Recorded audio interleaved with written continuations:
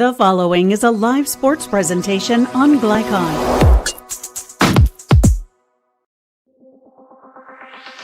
Glycon's coverage of Central Kentucky high school football starts now.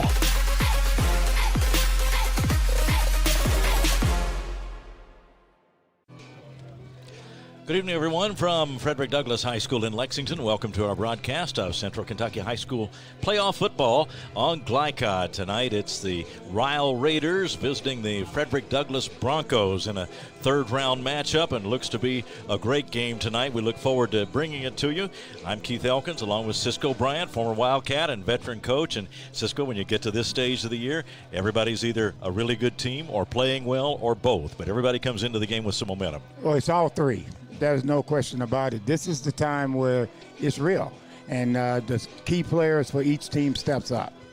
How do you see, in general, this matchup unfolding? We know Douglas has got a lot of speed, a lot of athletes, and they are a very well-coached team. But of course, Ryle is too, and they've got some power on their side. Oh, they got a young man that's that guy. You know, Savage is that guy. He does a lot for them. I see both teams running the ball and trying to establish. Frederick Douglass' biggest thing is going to be passing the ball. And Jacob Savage, whom you referred to, is headed for Indiana University. Yes. Newfound football power, and he will play linebacker there, is expected to, and he does a lot of carrying of the ball for Ryle, so we'll see him on both sides of the ball tonight. Watch for number 21 for Ryle. So a great matchup shaping up, and let's take a look at the weather for tonight's ball game. Tonight's weather forecast is presented by Suntime Pools and Spas. Good people to know if you have a pool, and right now it's a nice and comfortable 61 degrees, and expected to remain at about that temperature throughout the ball game tonight. So that'll be a very comfortable temperature. We may get some precipitation, though. Pretty good chance that we might see some rain tonight. So we'll watch for that as the evening goes along. Again, tonight's weather forecast presented by Suntime Pools and Spas. So we've got a lot more to come on our pregame report. We'll hear from both coaches, including Ryle coach Mike Engler. He's up next as we continue on Glycon.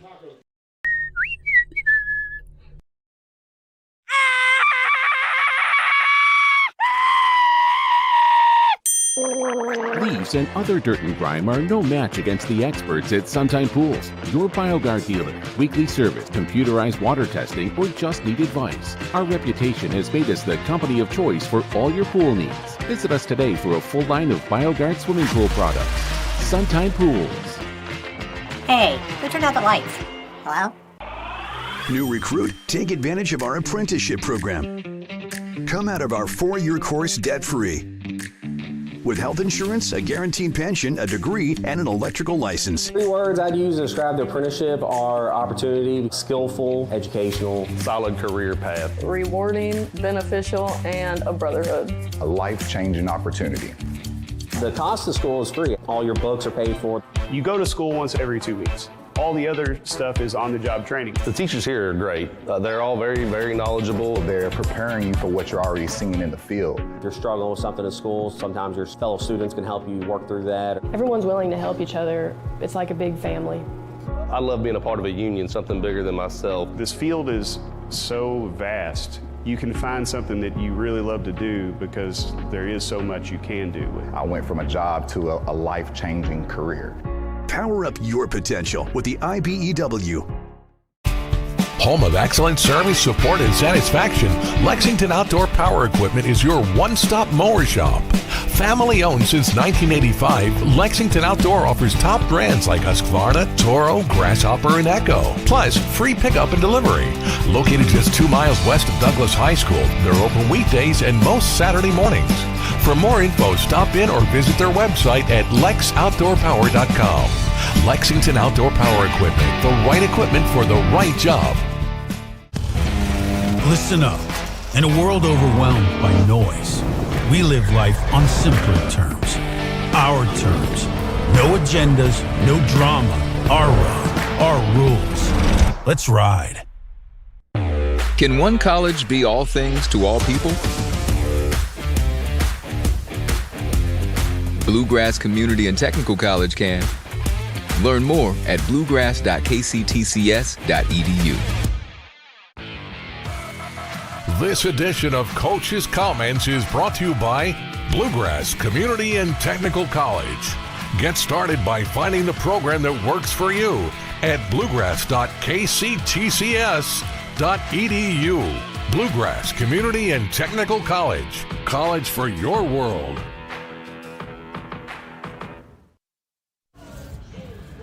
Talking with Coach Mike Engler of Ryle, and Coach, your team comes in on a hot streak, but of course everybody's playing well to get to this point right now. But what's been the key to the good stretch of football here? Well, first of all, you're in the state quarterfinals. Everybody can play at this point. The key to us is getting healthy. When we lost 3 games earlier in the year to some 3 pretty good football teams, and I'd go out on a limb and say Cal might be the best team in the state from what I saw. But we lost 3 football games, but we also had 6+ starters out in all 3 of those. We had, for the first time in my 25+ years of coaching, we had 6 broken hands this year. Wow. At one point. 6 broken hands. I hadn't had 6 broken hands in my first 25 years of coaching. Yeah. I mean, it is crazy. Yeah. So I think part of us playing well is getting healthy. And getting guys back that can play. And we have a lot of experience, and we have guys who can play, but what it did is it enabled us to develop some depth. So we went from, when we started the season, 4 seniors starting in the secondary. Now we only got 1. And that's because other guys have made the progress and have overtaken those starting spots. And we still have those seniors that are playing as backups. So it's probably made us a better football team because of the struggles and adversity we faced early in the season. Yeah, obviously it's a team game, and a lot of guys have to contribute, but you do have an exceptional player in Jacob Savage, and he's going on to college football at Indiana. Tell me about the type of player and type of person that he is. Oh, Jacob's unbelievable. He's a 4.0 GPA. He's everything you ask. He's he's one of those few that can play both sides of the ball at 110%. And Indiana's getting them a good one. Probably, in my opinion, best player in the state of Kentucky. I mean, when you see him play, it's sometimes you forget the coach because you're watching him and the things that he could do. Yeah. But he's not the only one on this football team that can do that stuff. But he is special, and you know what? We're going to miss him after this year, and because Jacob Savages don't come along too often. Absolutely. Yeah, tell me about the challenges that Douglas presents. A lot of good athletes out there, and now they've got things rolling too. As you mentioned, everybody's playing well to get here. But what sort of challenges do they pose to your team? Oh, well, they're just really well coached. I mean, Coach McPeek does a great job. That's one of the things we were talking about just now is how much better coached they are than some of the other teams we see in this area. And along with them being well coached, they got athletes. And and in honesty, I see a lot of similarities between our 2 teams. We both have good running backs. We both have good defenses. We both have good offensive lines. So it should be one heck of a football game. All right. Thanks a lot. Good luck tonight. All right. Thank you. All right. We'll be right back on Glycod. No one college can be all things to all people. But Bluegrass Community and Technical College is as close as it gets. We're affordable, like you've got a great chance to graduate with little to no debt affordable. Flexible, with in-person, online, and hybrid programs. And you can easily transfer your credits to continue on to a 4-year university. So while we can't be everything to everyone, we can be a lot of things to you. Learn more at bluegrass.kchtcs.edu. Drive with the confidence and security of a pre-owned Kia from Cartown Kia. This incredible certification package is loaded with a 5-year, 60,000-mile bumper-to-bumper warranty, a 10-year, 100,000-mile powertrain warranty, 10 years of national roadside assistance, and 2 years of free maintenance. Choose from over 70 certified pre-owned Kias or over 1,000 vehicles of all makes and models. It's new car driving at used cars prices with certified pre-owned Kias from CartownKiaUSA.com. We all make choices about alcohol. Kids make choices whether to drink or not. Bye, Dad. Bye-bye. Remember, I'm going to Alex's party tonight and sleeping over. Have fun. Hey, remind me about that party again? And adults make choices whether to talk about it. That's true of parents and every other trusted adult in a kid's life. Kids want to know our expectations, and they want honest answers in everyday conversations. So talk with your kids and help lead them on a positive path. Because when you talk, they hear you.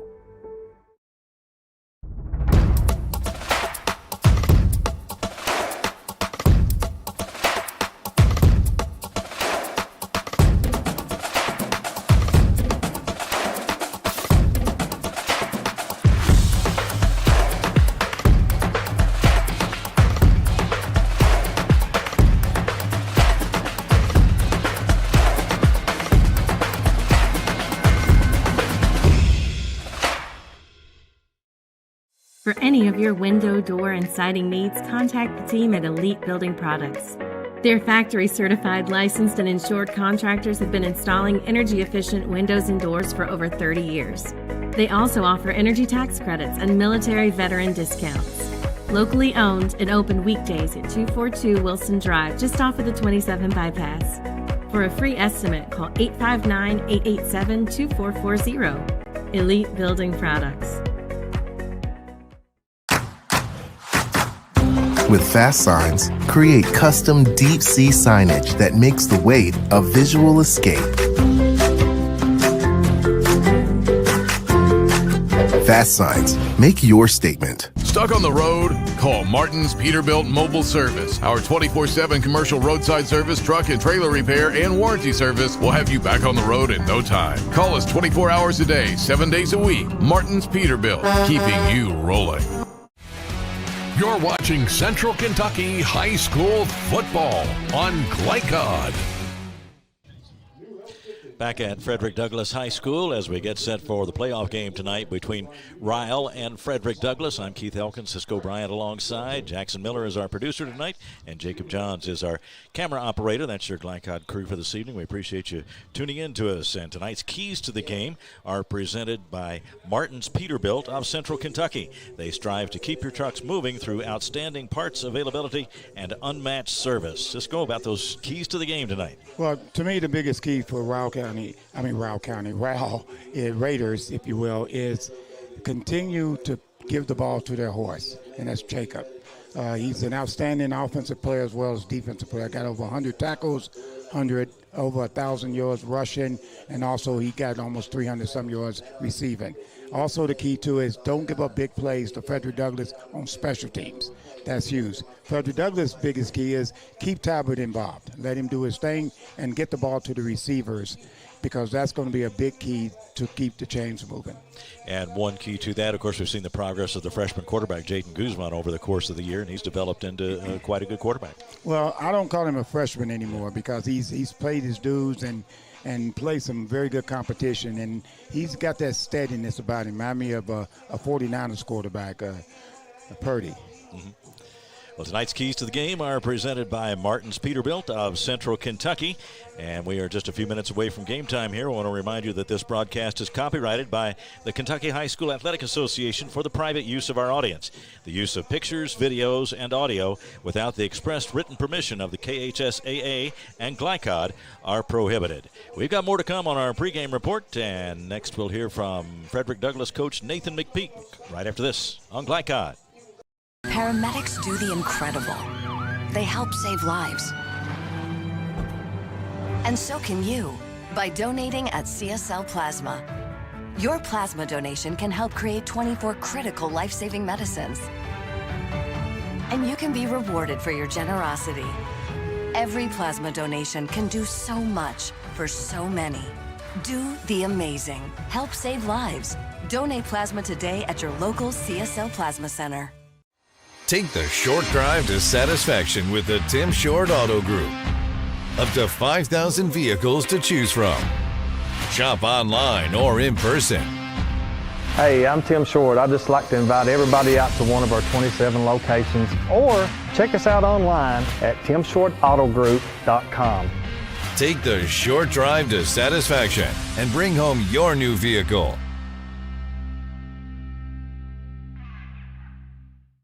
Tired of secondhand smoke and vape clouds invading your space? Now's the time to make your voice heard. If you're 18 or older and live in Bourbon County, visit poll.bourboncohd.org and fill out an indoor air quality survey. Or call this local number to request a paper copy.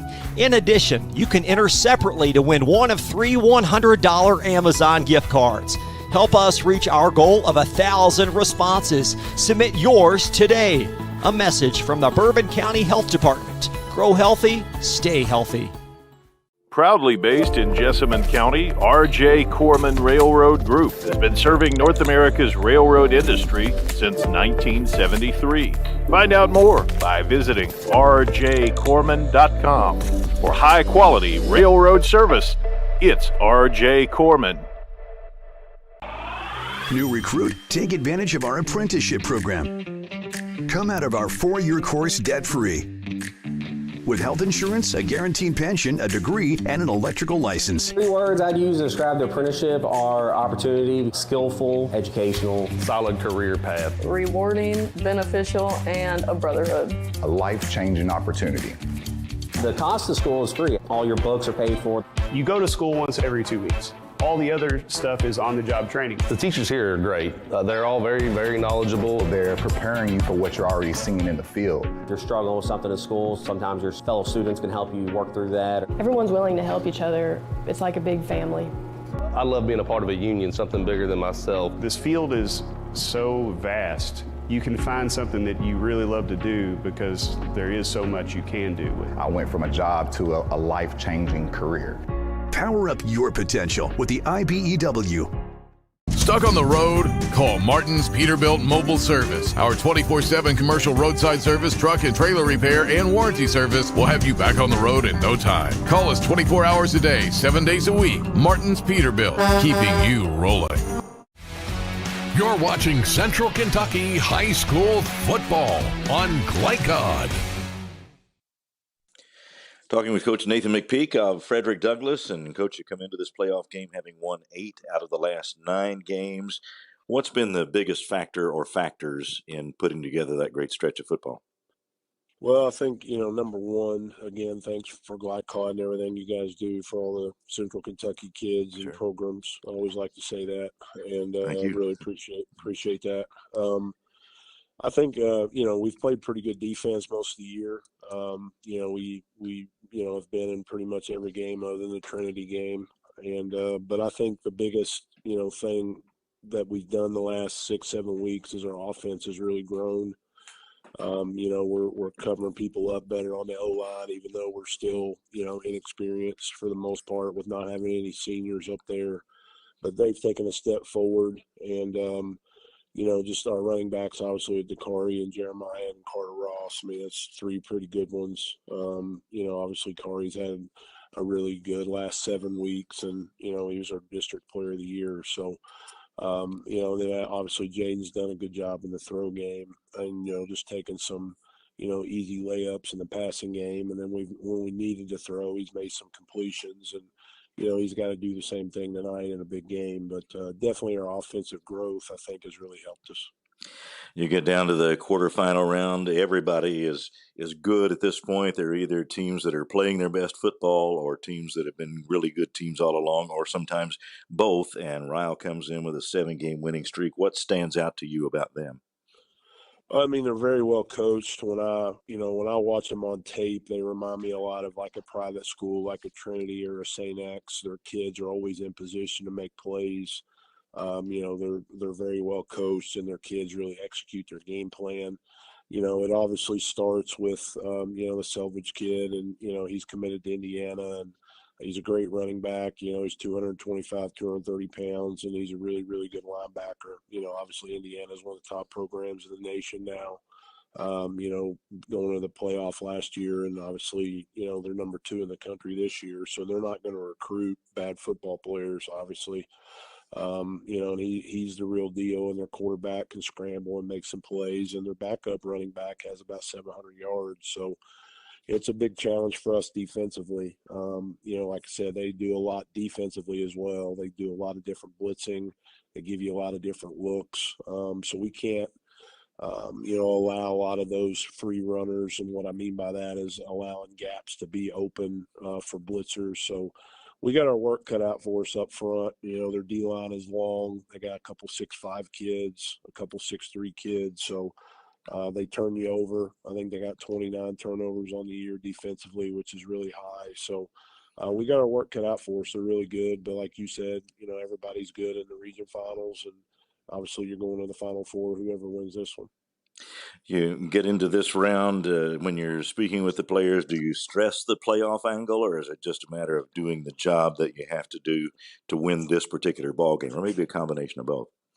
Yeah, I mean, every Sunday when we meet, we meet and lift and, film on Sundays here at Douglas. every week in the playoffs, starting with round one, I put up two different pictures. I put up a picture of Kroger Field, and I put up a picture of a banquet hall. So that's kind of where you're at. You're either playing in your banquet or you're on your track to Kroger Field. So, and our kids know that, and we've played in a lot of playoff games here the last 5 years. It's been a blessing. I think this is our 27th postseason game the last 5 years. So not a lot of programs have that type of, longevity and consistency. So it's definitely going to be something that, our kids are aware of, but you got to go out and make the plays. Otherwise you go home. All right. Well, thanks a lot and good luck tonight. Appreciate you. Thank you. All right. We'll be right back on Glycod. No one college can be all things to all people, but Bluegrass Community and Technical College is as close as it gets. We're affordable, like you've got a great chance to graduate with little to no debt. Affordable, flexible, with in-person, online, and hybrid programs. And you can easily transfer your credits to continue on to a 4-year university. So while we can't be everything to everyone, we can be a lot of things to you. Learn more at bluegrass.kctcs.edu. Listen up. In a world overwhelmed by noise, we live life on simpler terms. Our terms. No agendas, no drama. Our road, our rules. Let's ride. Need a tow? Martin's Peterbilt Towing Service is here 24/7. Based in London and Pikeville, we will travel to you. Commercial trucks and trailers, no job too big. Call us 24 hours a day, 7 days a week. Martin's Peterbilt, keeping you rolling.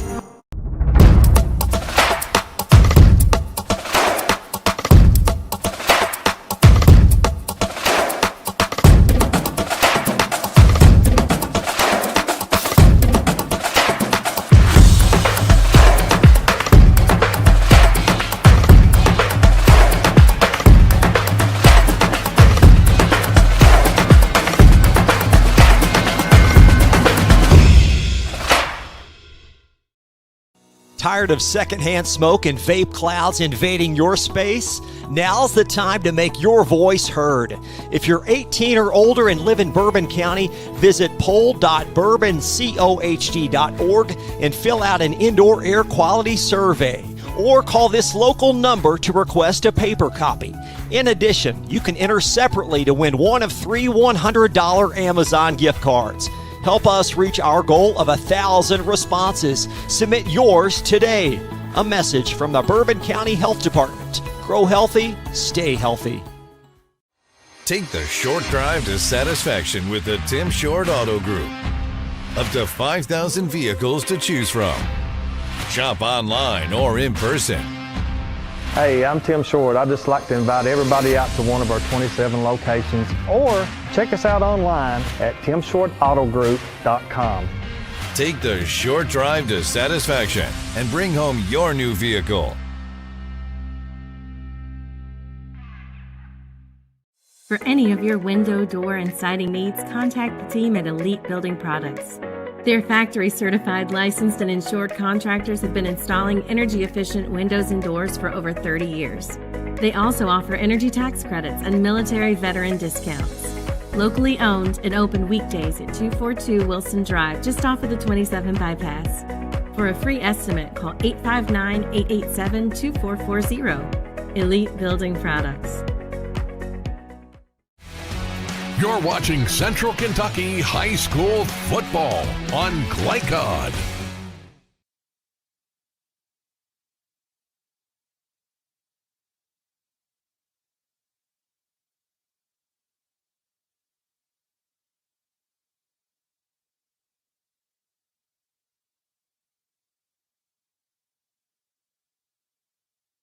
Thank you. Back at Frederick Douglass High School, and as we get set for kickoff, the rain has been coming down much harder here in the last couple of minutes than it was earlier. So the players and coaches are going to have to be dealing with rain, it looks like, all evening long. So that may affect parts of the game plan. They're certainly going to plan on getting wet, but we'll see how that affects things as we go along. Tonight's game plan is built by Elite Building Products in Nicholasville, the right decision for your home. Cisco, the game plan. Well, the game plan now is hold on to the football, and that's both teams. And because the rain is coming down very heavily, but both teams rely on the run, so it really helps both teams. So defensively, this is a game plan for both of them. Hold on to the football, stop the penalties, and also defense be able to make tackles in the rain. This is the time of year that one mistake, one way or another, you're playing a good opponent. You just can't give points away, can you? You cannot give points away, and that's been Frederick Douglass' biggest plus. They don't give up too many points. The greatest thing about Ryle's biggest thing is they got 21 interceptions on defense. Yeah. That's a lot. That's a lot. So the game plan I had for Frederick Douglass was throw the football and get the receivers involved, but the rain may slow that down a lot. Takeaways for Ryle on this season, 21 interceptions, 8 fumble recoveries for a total of 29, and they have given up the ball on 8 interceptions and 6 fumbles just 14 times on the season, a plus 15. That's a pretty substantial margin. That is very good. Now, let me say this. I just saw when Ryle came off the field, they actually came on the 40 and had to walk down to go in the locker room. No one walked on the track. Every player went and did exactly, and that's what Coach talks about, how disciplined they are and how fundamental.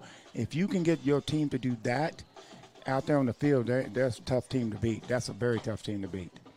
As tonight's game plan, built by Elite Building Products in Nicholasville, the right decision for your home. We'll take a final pregame break and be back in just a moment and get the start of the game as Ryle takes on Frederick Douglass in a third-round playoff game on Glycon.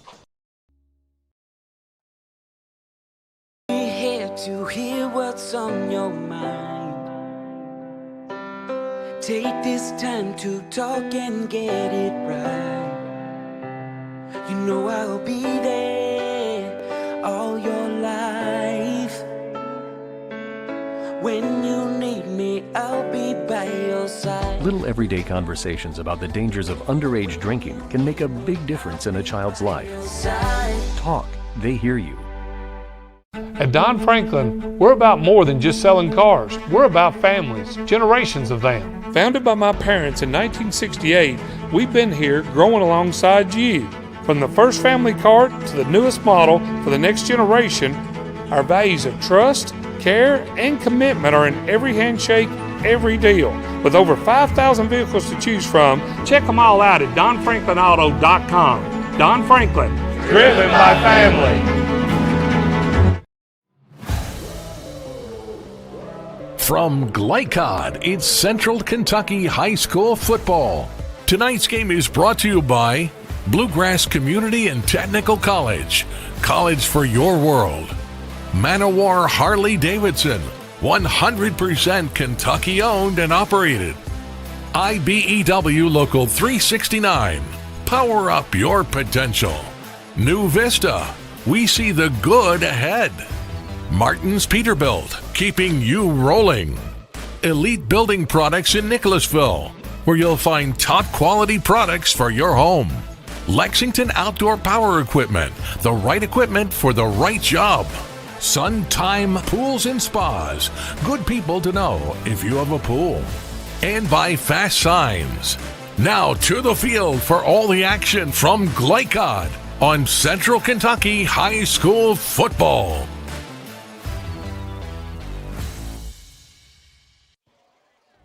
Just about set to go here at Frederick Douglass. The rain momentarily stopped, but I'm sure we'll be dealing with that again as the evening goes on. So it'll be something that the players and coaches will have to contend with. Ball security becomes maybe an even greater issue, an even greater focus than it would normally, and could affect how things go as far as style of play and that sort of thing too.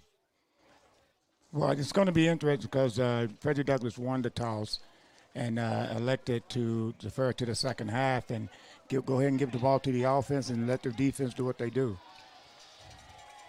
So we will get kickoff here in just a few moments as Ryle and Frederick Douglass match up, and you get into the deeper rounds of the playoffs, and you can't help but look forward to some of these matchups and see how these teams will go against each other, because we've got some top-flight athletes on both teams, a lot of size and strength out there, and just going to be interesting to see how they confront each other. Well, this is what football's about, and you build up to this when you start doing your conditioning in November, and then all of a sudden you start real practice in July. So right now you got two great teams representing the state of Kentucky, so it should be very good.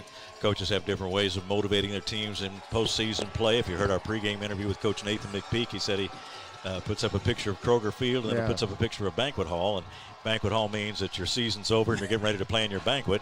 Kroger Field means you're playing for the championship. So that's what they're shooting for. But he wants to remind them that it's a big game. But at the same time, you got to prepare in some ways like it's another game, because you got to go through your routines and be ready to go depending on what your opponent does, and just look at it as a game.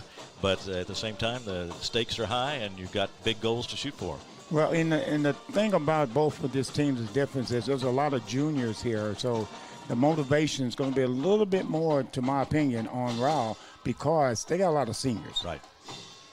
Yeah, this is the farewell tour for any seniors, and these are guys that many times have played together for years, Yes. maybe since even elementary school. Now that's coming down to a great opportunity to advance, but also the realization that it could be all over after tonight, too. Right, and Coach made a great comment about how he had a lot of injuries in the beginning as his coach of Ryle, and he had a lot of injuries, got a lot of young guys into the game. So it's going to be quite interesting, the matchup, and it's going to be the big key is I'm trying to find out who's back deep for them. Yeah, they've had Dylan Lee has been back there a lot, and Xavier Collins has been back there a lot. Collins is back there. Okay. I didn't know if Savage went back deep or not. And there's going to be a return on this opening kickoff to the 10 and to the 15, and then as he approached the 20, knocked back. Good tackle, and that's the way we're underway. Well, very good tackle, staying in your lane. He tried to bait him by going up the middle and then bouncing it outside, and a great tackle, open field tackle. They give Toby Robinson credit for the tackle, and that's where Ryle will begin, 17-yard line. Starts at corner for him, which is different. Normally there's different players on special teams, so he got the crowd into it early. So Ryle in the white jerseys comes out on offense. Nate Virax is the quarterback, and right next to him is Jacob Savage, who is headed for Indiana to play football next year. They give it to him right away, and not much there for him. Very He good is stopped job. maybe short of the line of scrimmage. Well, the D-line actually shifted right before the ball was snapped, and a little bit confused on the offensive line of Ryle, but very good job of going down the line and not going upfield. Looked like Keenan Banther in there on the stop for Douglas. Second down, and you give him about a yard on that first play.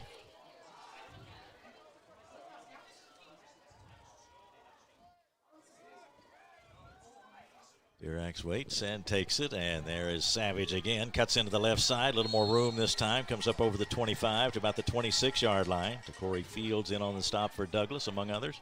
Well, that's going to be a combination. They're going to get to know each other a little bit. They Yeah. might change the emails and all that, because Jake is not going to run away from tackling. Third down and about 3 now for Ryle. Virax turns, looks to the sideline. Andrew Smith comes over to the left side.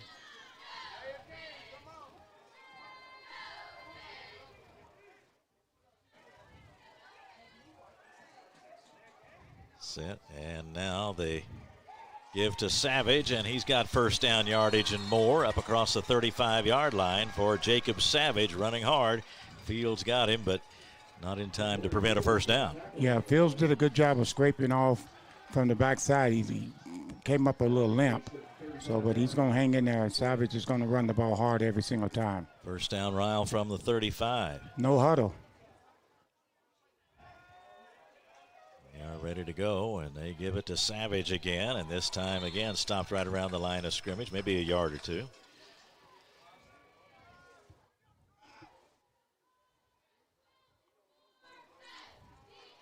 There was Hooks in there on the stop. Right now they're going a little slower pace.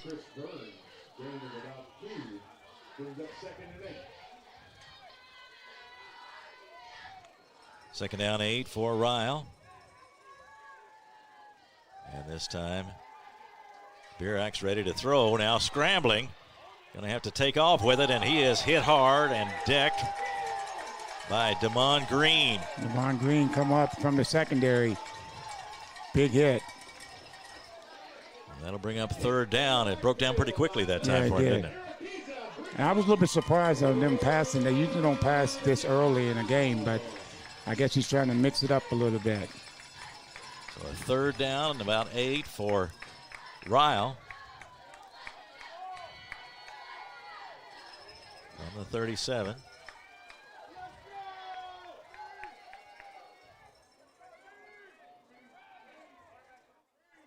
Here's the snap, and he's going to take off with it, and he's going to get the first down. Verax tackled after getting first down yardage. Very good play call right there, and actually they went empty back, and it was actually looks like a quarterback draw all the way. First down for Ryle. They're on the move in this opening drive. 8.5 minutes to go first quarter.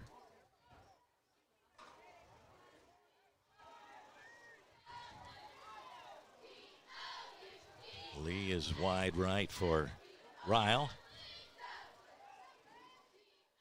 And the snap, and there is Savage again, and very again stopped short.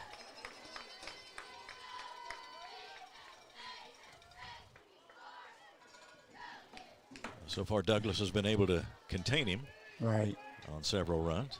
Well, the hardest part is that when they go far away, it's hard to pick up their numbers from here. Yeah. And very good penetration from the outside of before he got started.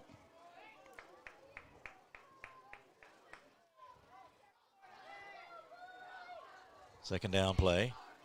Quarterback Verax. He's going to keep it around the left side and gets over there close to the sideline, stopped at about the 40-yard line. And the difference in that one, they actually had a running back in there, so the linebacker's going to stay. He's going to stay home a little bit on that. So very good job in third down to see if Frederick Douglass can get off the field, because you're talking about Frederick Douglass' defense is ranked in the top, and the offense of Ryle is ranked in the top 10. Fields in on that stop for Frederick Douglass, one of their standouts on defense. So third down play coming, 3rd and a long 6 for Ryle as they continue to move on this opening drive. Here's the snap, and he floats it downfield, and that is over the head of the intended receiver. Savage, they tried to send him downfield that time. Trying to get it to him. He had a big play last week. He caught one pass for 75 yards. It was probably on that wheel route on that one, but Frederick Douglass did a very job. Good pressure right in his face, So that made a nice little play. He had to get it out of his hand fast. Moses to punt. Gets it away. And we'll have a return.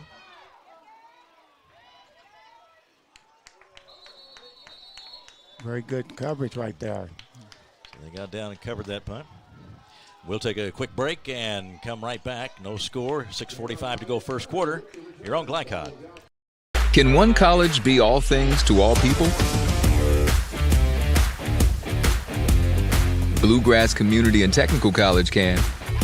Learn more at bluegrass.kctcs.edu. You're watching Central Kentucky High School football on Glycod.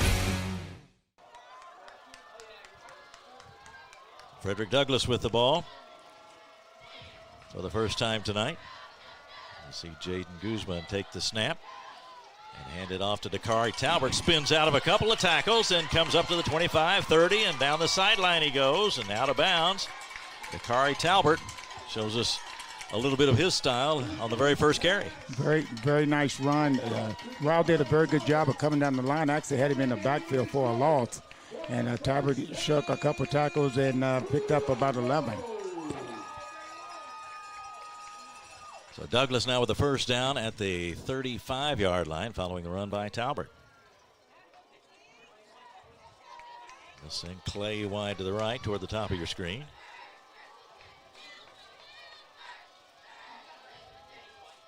The snap to Guzman. He's going to give it to Talbot again, and he will hit into the right side. This time they close on him pretty quickly. Savage was right there.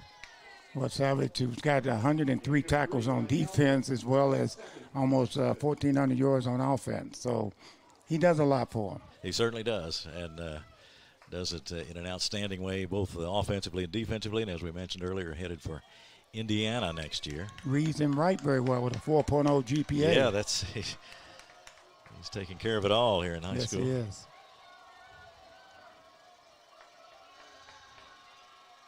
The snap, and Guzman fires, and that one is incomplete. Guzman letting that one go on the second down play. Well, the linebacker dropped into the curl. The receiver actually had him beat on the inside. Linebacker did a very good job of dropping into that curl area and deflected it, and now it's third down. So third down play coming for Douglas. They're at the 39-yard line in their own territory. Third down along 6.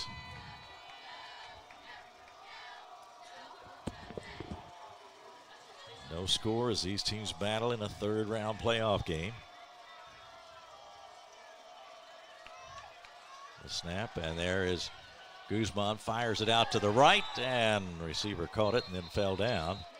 That was Talbert. Flag on the play. Also a flag. Again, the rain has been with us and then gone and then back, and so that'll be something the teams will have to contend with. Get a personal foul against Ryle. That keeps the drive going. Absolutely. So Douglas will move on up now with 5:47 to go in the first. That one will be stepped off against the Raiders. Well, I wonder if it was a personal foul on the hitting the quarterback because the Whitehead threw the personal foul. They was trying to get Talbot out in the open field one-on-one. Ryle 9-3 on the year. They've won 7 in a row. Frederick Douglass 8-4, and they've won 8 of their last 9. Ball at the 46. The snap to Guzman. He turns and hands it to Talbot. Tries to create some room around the left side, but they close on him pretty quickly, and it's a short gain for Talbot. Xavier Collins in on the stop for Ryle. Collins came down and made a nice little tackle because he's that close to breaking it again. And I think he's coming off on this play here. A second down and 6 for Douglas.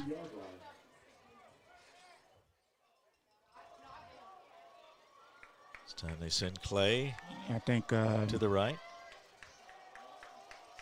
to the top of your screen. Jeremiah Turner's in the backfield. We got all sides on Ryle. Ryle hit with a penalty flag again. Now Jeremiah Turner sees a lot of action for Douglas in that backfield. 5'8", 185-pound junior, 83 carries, 463 yards on the season. So gets his share of the minutes as well. He runs just as hard. That is Turner. Second down now, and a little over a yard to go for Douglas. Guzman takes it and fires. Again, they got knocked down again on the line of scrimmage. Batted down, so an incomplete pass. But they had second and short, so the playbook's pretty much wide open on second and short, I guess. So now they've got the third and short situation. And Talbot is returning back in on this short down. The line did a very good job. They know they can't get to him on those quick passes, so they're just connecting and then raising their hands up and saying, throw the ball over my hands, and that's to bat it down early in the game. Max Carworth among those Ryle regulars on that defensive line. Here's the snap, and the handoff to Talbot. Hits in there hard, but doesn't get a whole lot. Got enough for a first down. Kai Workman made the stop, but not in time to prevent the first down. So first down Douglas, and they continue to move it on their first drive of the game. Well, the one thing Ryle's got to be more impressed with is how hard Talbot runs. He runs hard, and first initial contact was 2 yards behind the line of scrimmage, and he got enough for a first down. Now, Talbot listed at 5'9", 175, so he's not big, but he's strong and he's quick, strong. And he really hits the hole hard. And fast.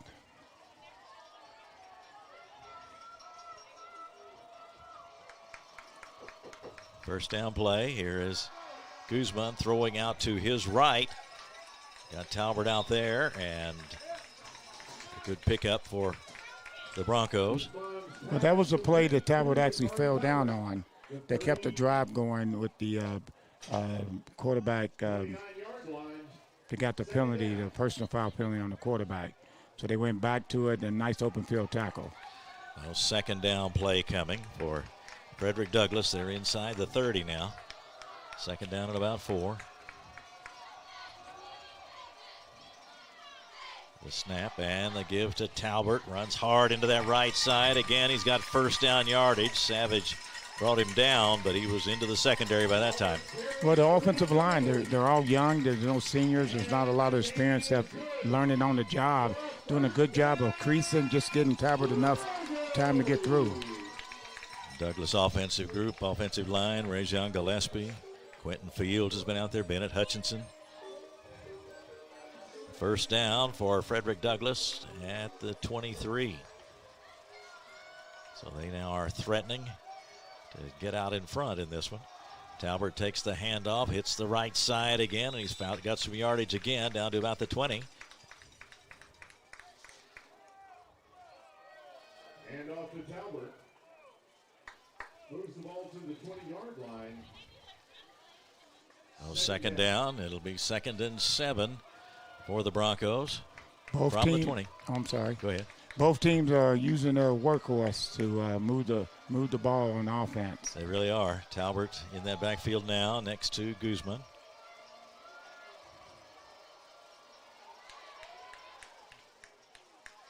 Snap, and Guzman hands it off to Talbot. No room to the right, so he's going to move to the left. Is hit and still on his feet. Finally run out of bounds, and he dodged several tackles there before he just ran out of field. Well, he was hit in the backfield twice. And yeah, he I say dodged. He got away from him. Yeah, go ahead.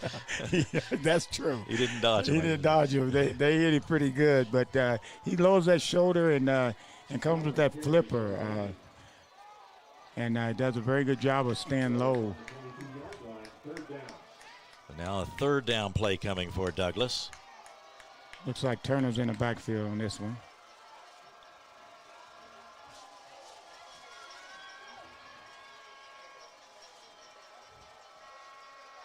The snap, and Guzman is going to that's fire tip, long, and it is incomplete, throwing into the end zone.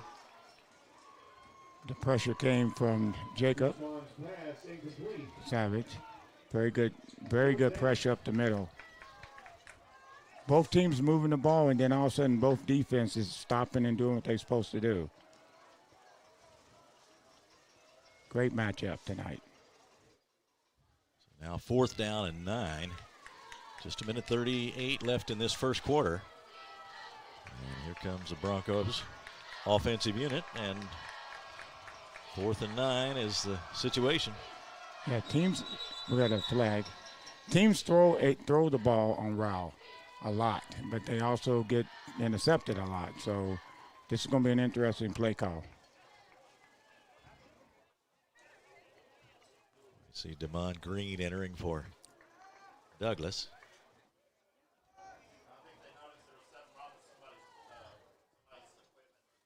Okay, there's no penalty. I think it was not having your pants down over your knees. Okay.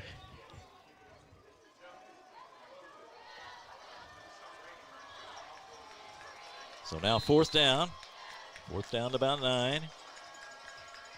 Here's the snap, and Guzman looks and fires toward the right corner of the end zone, and it is broken up, tipped away. I think it hit him in his hands. He had him. That was Ross down there. Brady Ross. Okay, we got a holding on the offense, so that's going to be declined. So both teams moved the ball. Both teams' defense stopped. Made a very good job of not breaking. Yeah, that was Kaysen, of course. Terry Kaysen out to the right to try to make that catch, and they stop him and get the turnover, so it'll be Ryle's football. What happened is Frederick Douglass keeps running that little wheel route, going to trips and bringing him on the outside, and Ryle's not sliding over to it to the last minute. So he had him open, and great defensive play and making a stop for Ryle. So they take over at the 22-yard line.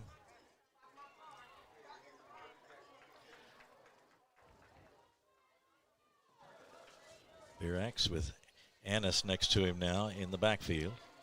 And Virax is going to throw and fires to his left, and it's incomplete, intended for Dylan Lee. Corey Fields on the coverage. Pass is incomplete. Brings up second down. So it'll go to second down and 10 for Ryle. Now, Annis is not as bad. He's not bad. He's got almost over 700 yards rushing himself. So again, it doesn't drop down just like with Frederick Douglass when Turner comes in. Yeah, they use him a lot, so he's an experienced back as well. And he's got it right now, trying to get around that left side. Several players after him. Keenan Banther got there, and they've got him for a loss. Secondary, very good job. The front line contained him, couldn't get him upfield, and then the secondary came up and made the tackle. That's the one thing people got to understand. DB's got to tackle. DB's got to tackle. A third down now behind the chains, 3rd and 14. At about the 18-yard line.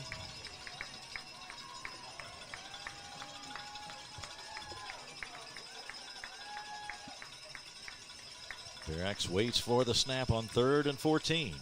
Empty backfield.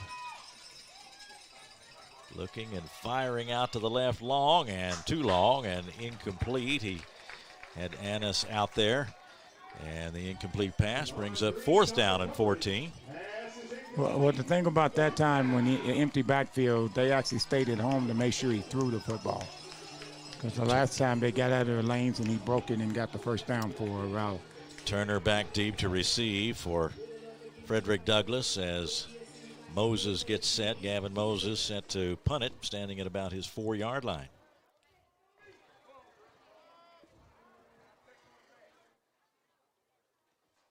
There's the snap, a low trajectory on that kick. Turner's going to get a chance to return it. Comes up to the 45, 43-yard line, down close to the 40. So good field position for Douglass. We'll take a quick break and be right back in just a moment. No score in the game on Glycon. Listen up. In a world overwhelmed by noise, we live life on simpler terms. Our terms. No agendas, no drama. Our road, our rules. Let's ride. You're watching Central Kentucky High School football on Glycod. Last half minute of the first quarter here at Frederick Douglass. No score in the game as the Broncos now have another good opportunity with good field position at the 42 in Ryle territory. Snap to Guzman. He straightens up and throws out to the right.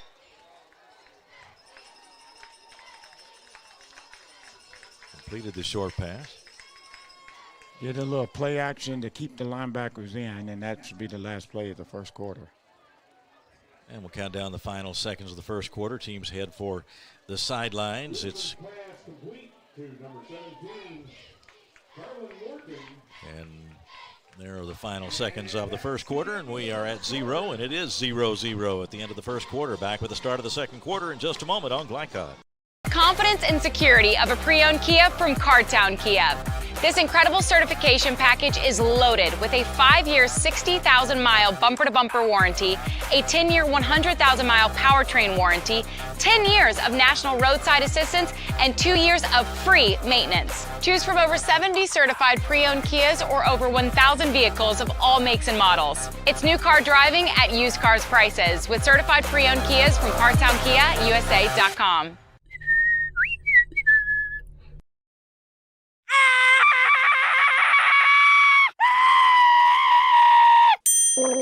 Leaves and other dirt and grime are no match against the experts at Suntime Pools, your BioGuard dealer. Weekly service, computerized water testing, or just need advice. Our reputation has made us the company of choice for all your pool needs. Visit us today for a full line of BioGuard swimming pool products. Suntime Pools. Hey, who turned out the lights? Hello? You're watching Central Kentucky High School football on Glycod. Spotted at the 38 as we get underway in the second quarter. Frederick Douglass on the move. Ball is given to Talbert. A short game for him.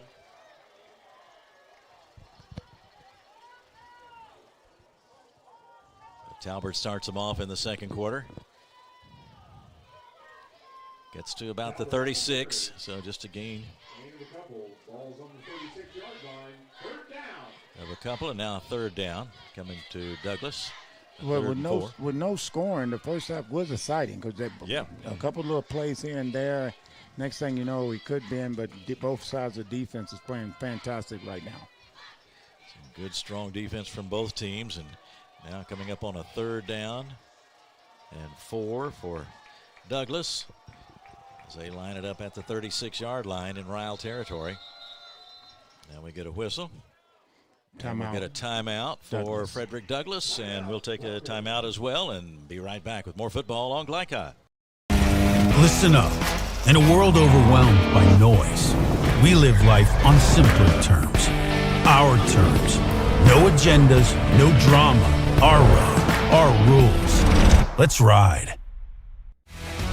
You're watching Central Kentucky High School football on Glycod. Back at Frederick Douglass High School, no score, 11-11 to go in the second quarter. And Cisco, we get some numbers from that first quarter. Anything at all jump out at you? Well, you saw with Talbot with 7 carries for 31 yards, and also you saw Savage with 5 carries for 20 yards. So they ran the ball a little bit, but the defense did a very good job of stopping both of the guys that could break it anytime. So, again, compliment again as a first quarter has to do with the defense. Thanks to our friends at WL Stats, Hugh Davis and Ron Harrison, working the game tonight. And now third down. Talbot alongside Guzman, and a short pitch to Talbot. He takes it and goes to the 30, inside the 30 to close to the 25-yard line. That's good enough for a first down.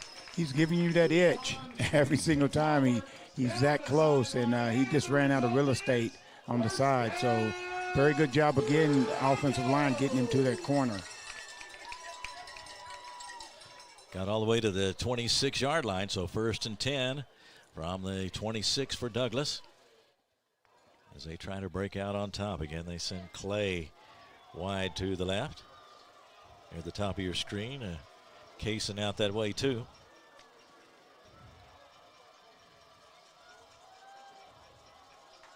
And the snap to Guzman, and he takes it and hands off to Talbot. Again, looking for running room around the right side. A good hit by Collins, and he's out of bounds. Well, the one thing Talbot keeps doing, he's delivering a hit as well, and they're coming. And Savage is coming every single time from sideline to sideline. I say it again, Indiana Hoosiers got a good one coming. By all reports, they sure did, and I've seen him in a couple of the other earlier games this year, and this is his workload every time. They count on him offensively and defensively, and he's out there a lot. It looks like Frederick Douglass is slowing the game down a little bit, taking their time. They're at the 23 now, 2nd and 7.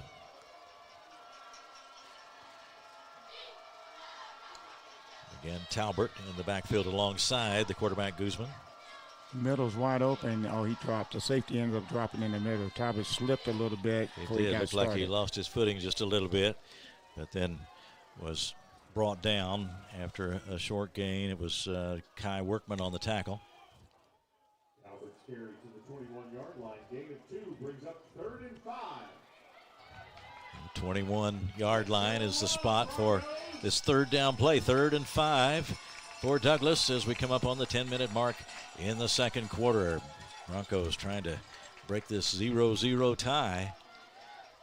These two teams have really battled it out in the first quarter and now this early part of the second. Looks like Turner's in the backfield on this 3rd and 5. Got Jeremiah Turner alongside the quarterback, Jaden Guzman. He takes it, he fakes and fires left, intended for Kaysen, but it is incomplete. Made a dive for it, but that one got to the ground. Right, it was a good little play. He might have been a little short, but it would probably been 4th and 1. He just threw it a little low. So now 4th down and 5 for Douglas from the 26. See T.J. Stewart entering the game. They've thrown the ball a lot more. Guzman have in the first quarter. He has 7 actually throws. Kaysen out left. Yeah, go. No, we're good. Yeah, and King Bell Pointer in there as well.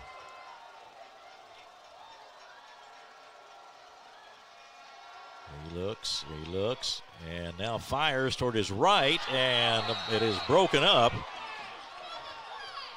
A couple of defenders there, and well, they're looking for a face mask or pass interference. Didn't get the call, and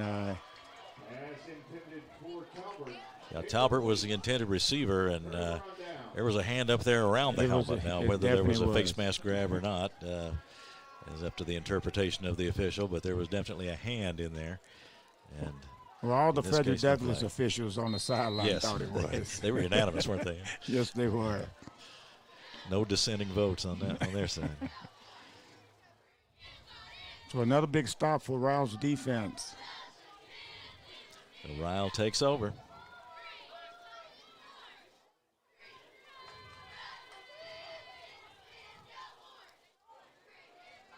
And the handoff. There is Savage. He doesn't see any room at all, and there's not any. Runner is smothered in the backfield. Loss of yards on the A whole lot of emotion going on right now in that defense. Yeah, Savage started out with it and saw right away the play wasn't going to work, and he looked for some alternative, and just nothing there for him.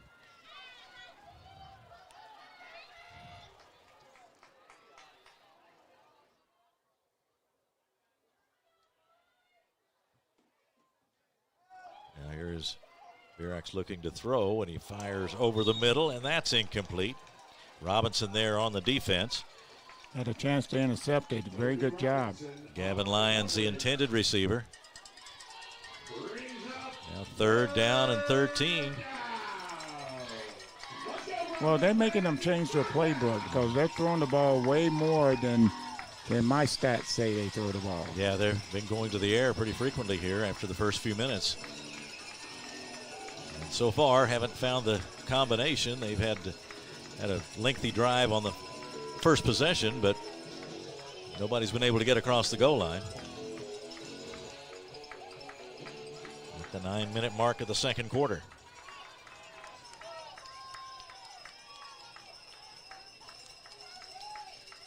And again, he looks to throw. This time they're after him, and he scrambles to the right. Still looking, and finally surrounded and brought down. Well, they brought a corner blitz from the outside to put pressure on him. And then he got out of that one, and but couldn't get out of the second tackle. Thurman Wade credited with the sack, and now it's 4th down right away for Ryle. They'll have to give up the football as Moses steps back to about the 4-yard line again.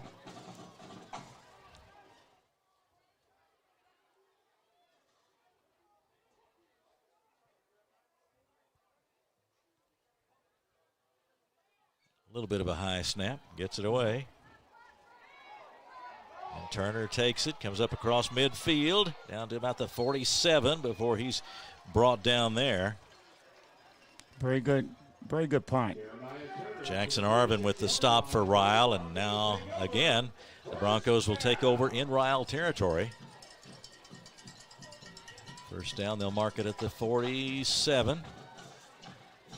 So the win of this game, if everything goes the way it's supposed to, the win of this game actually would be in Bowling Green playing South Warren if they win their game. They're scheduled to win, but you never know. It's playoff football.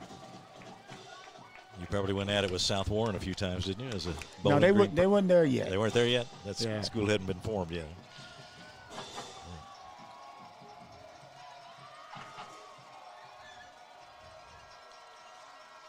Douglas on the offense, and now the toss downfield, and that one is caught by Clay, and he is pushed out of bounds inside the 20. Well, that was one of the game plans, is get the ball to the receivers, the rain stop, and they got him behind him. So a big play for Douglas, and that moves it all the way down to the 10-yard line. First down.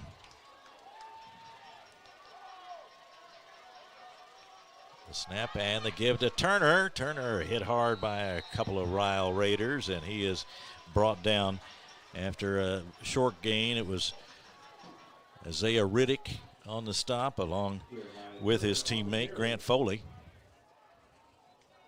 No gain on the play, brings up second down. Second down and goal. Yep. From just beyond the 10. So I look for a little play action pass right here in the flats. Yep. In the Guzman flats. takes There it, it fires is. out to the left, and a little too far out to the left for Kaysen. Yep. It was there. Little play action, bring in Talbert in. That's going to keep those linebackers. In the beginning, remember, they knocked a couple of them down. So now Frederick Douglass went more to the play action. Ball resting at just about the 11-yard line, between the 10 and the 11. And now third down and goal.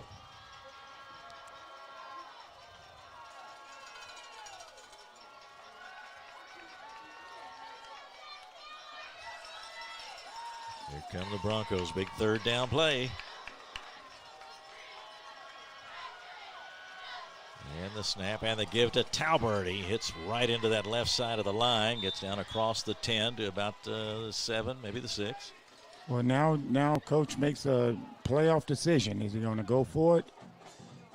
And it looks like he is. 4th and goal. So looks like they'll give it a shot. 4th down and goal from the 7. Probably going a hard count. Try to draw him off, get a little bit closer. Half a distance.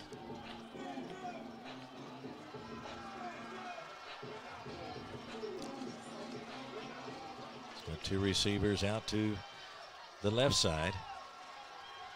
Guzman waits for the snap. Talbot right alongside him in the backfield. Bell Pointer goes in motion.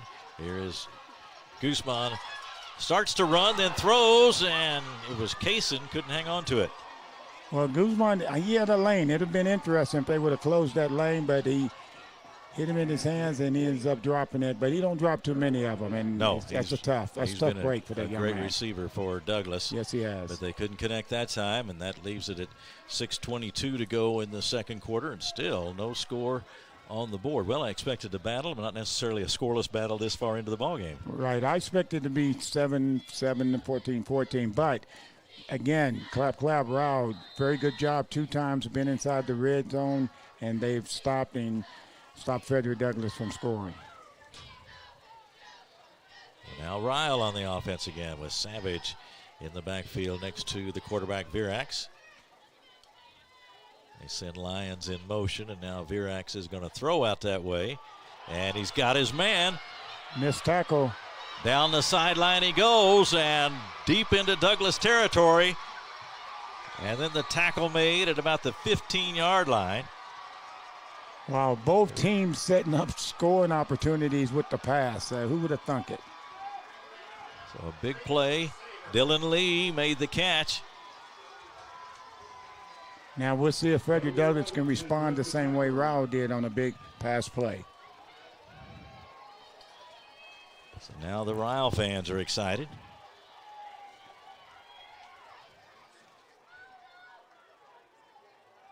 First and goal for Ryle.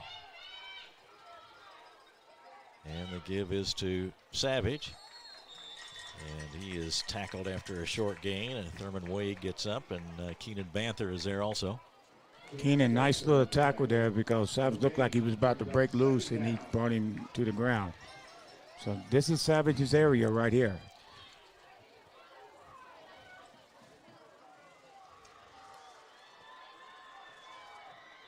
Second down and goal from the 8. They send Lyons in motion, and now the give is to Savage, looking for room around the right side. Finds just a little bit. Let's see a flag come in. Yeah, we got a couple of them. The line judge and the white hat threw a flag, so it must be a hold on the outside.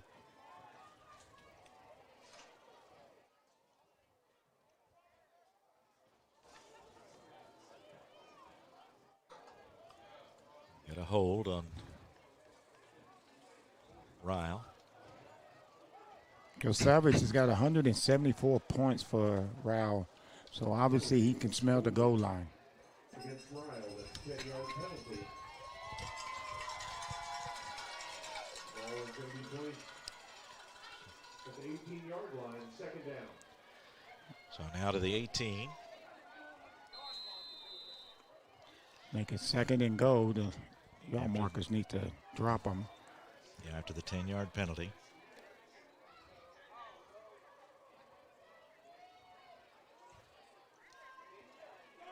Virax alone in the backfield.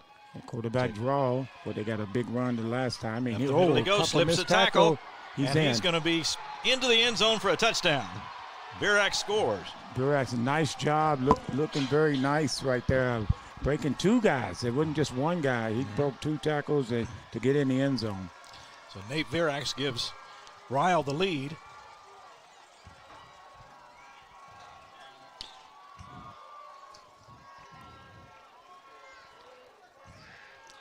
Touchdown with 5:03 to go in the second.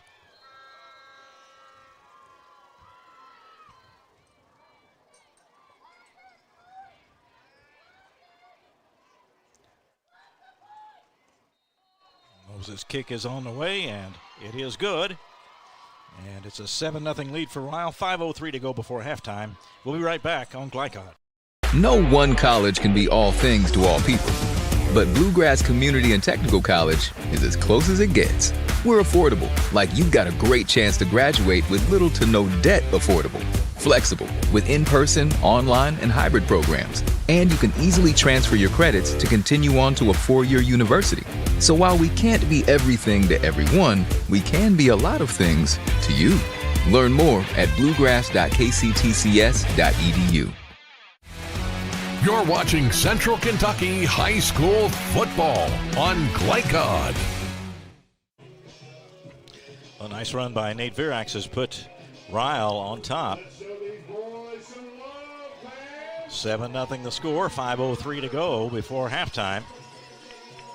And they had the long pass play to Lee, and then followed that up with the scoring run by Virax.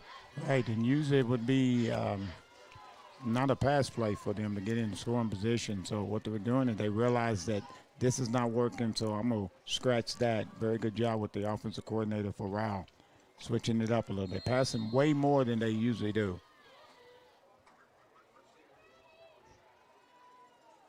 But like Coach said, he's got a veteran team, so he can change stuff up with seniors.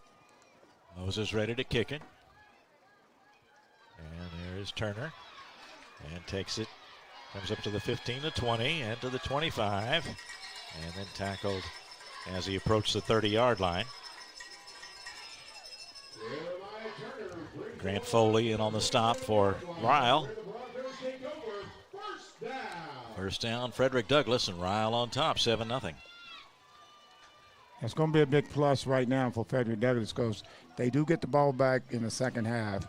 Right now we're 4:55 here in the second quarter. How do they respond? And they've done a very good job all season responding back, but Ryle's got that defense on lock right now.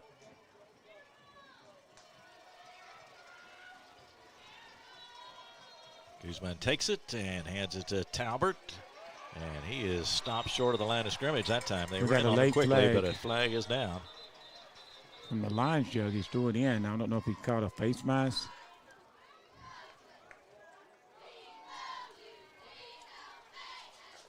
Ryle was backing up. So they'll step it off against Ryle. Yeah, we do have a face mask. Yeah, face mask against Ryle. And that'll be marked.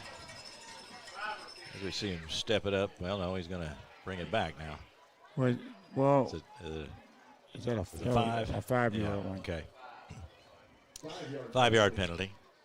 And it'll be now 1st and 5 for Douglass at the 32.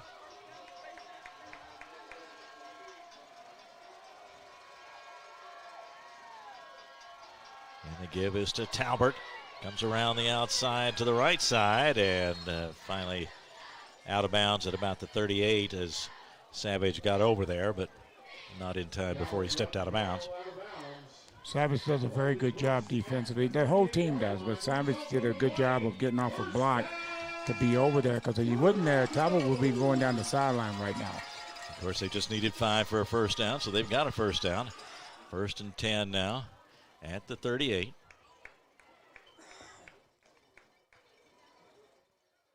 Stewart goes wide left for Douglas. Talbot in the backfield with Guzman, the freshman. And the hand to Talbot. He closed that in a hurry. Yep. Closed up quickly. Kai Workman there to make the stop, along with a couple of other teammates.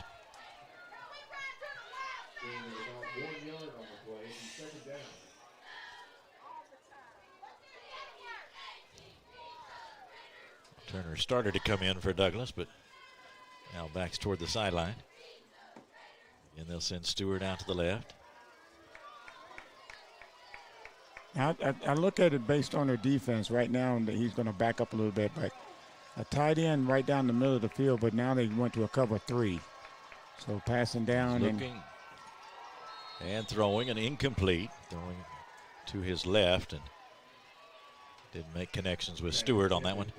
Right, because I was looking for them. They've been in man coverage, and when you go to man coverage, tight end is going to be open in the middle of the field. But on that play, Coach did a very good job for Ryle, defensive coordinator, of changing the defense and going to a cover 3 and stopping all that.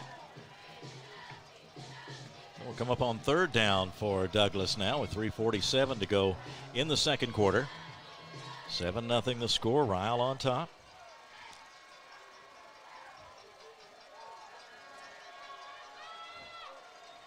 Here's the snap, and he looks to throw, moving left now, and now does throw left.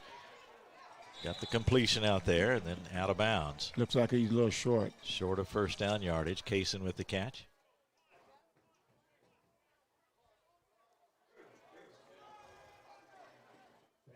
So we got a timeout, official timeout.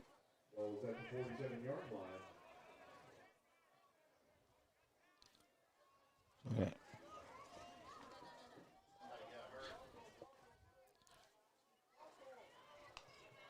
The stoppage comes with 3:27 to go. Frederick Douglass in their 7th consecutive quarterfinal appearance, going for a 7th straight semifinal appearance. Here we go. Looks like he's short. 4th and 1. 4th down and 1. Teams haven't had much luck against each other's defense on 4th down plays. Looks like they're going to punt it. Yeah, there's Irakiza back to do the punting for Douglas. At least that's the formation. Direct snap. And they take the direct snap to the short snap, and around the right side, they've got a big play going, and they'll get the first down. Well, it was Green. Demond Green, yes it was. Now, that's a good play call right there. You know, real quickly line up. Let's look to punt the ball. Let's snap it to somebody that you're not expecting to snap it to Green. Yeah, Green took it and went around that right side. Plenty of speed and got the first down. A big play for Douglas. They've got a first down now at the 34-yard line. 1st and 10 with 3:19 to go before halftime. Terry Kaysen up wide to the left for Douglas. Guzman takes it. Again, the short pitch to Talbot. And he gets out of bounds. Did we have a flag before that one got started? Yeah. Well, as it was going. I'm trying to find the white hat. There he is, holding. Douglas draws the holding penalty. And they'll step it off against the Broncos, and that's a real drive stopper right there, or at least slows it down.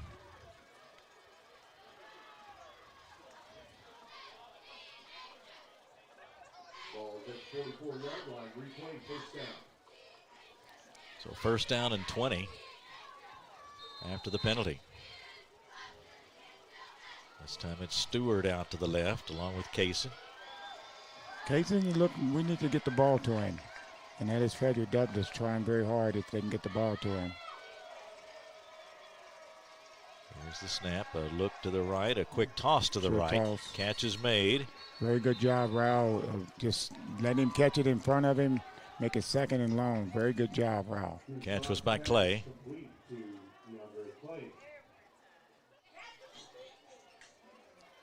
Clock stopped at 3:05 as Douglass continues its drive, but it is second down and still a long way to go. 15 yards to go for a Douglass first down. Well, Ryle's has done a fantastic job every single time when they got down on in their area to make big stops. So 253, 252 counting down. Ryle's looking for their third or fourth consecutive stop. The snap, and Guzman looks to throw, fires out to his left. Completion for a short gain as Talbert made the catch. Not much there. Good discipline. I talked about Ryle when they left off the field earlier, how very disciplined they were in just the small things that they do. They stay at home and they read their keys. Douglass faced with a 3rd and 16 now. Ball at the 41-yard line in Ryle territory. Douglass has spent a lot of time in Ryle territory, but haven't been able to get across the goal line. No.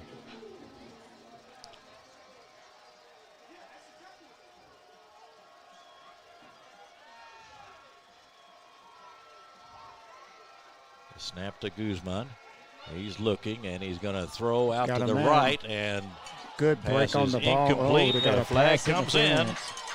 Oh, I thought that was a very good defensive play by Ryle's DB. Going for Kane Bell Pointer down there near the 20-yard line.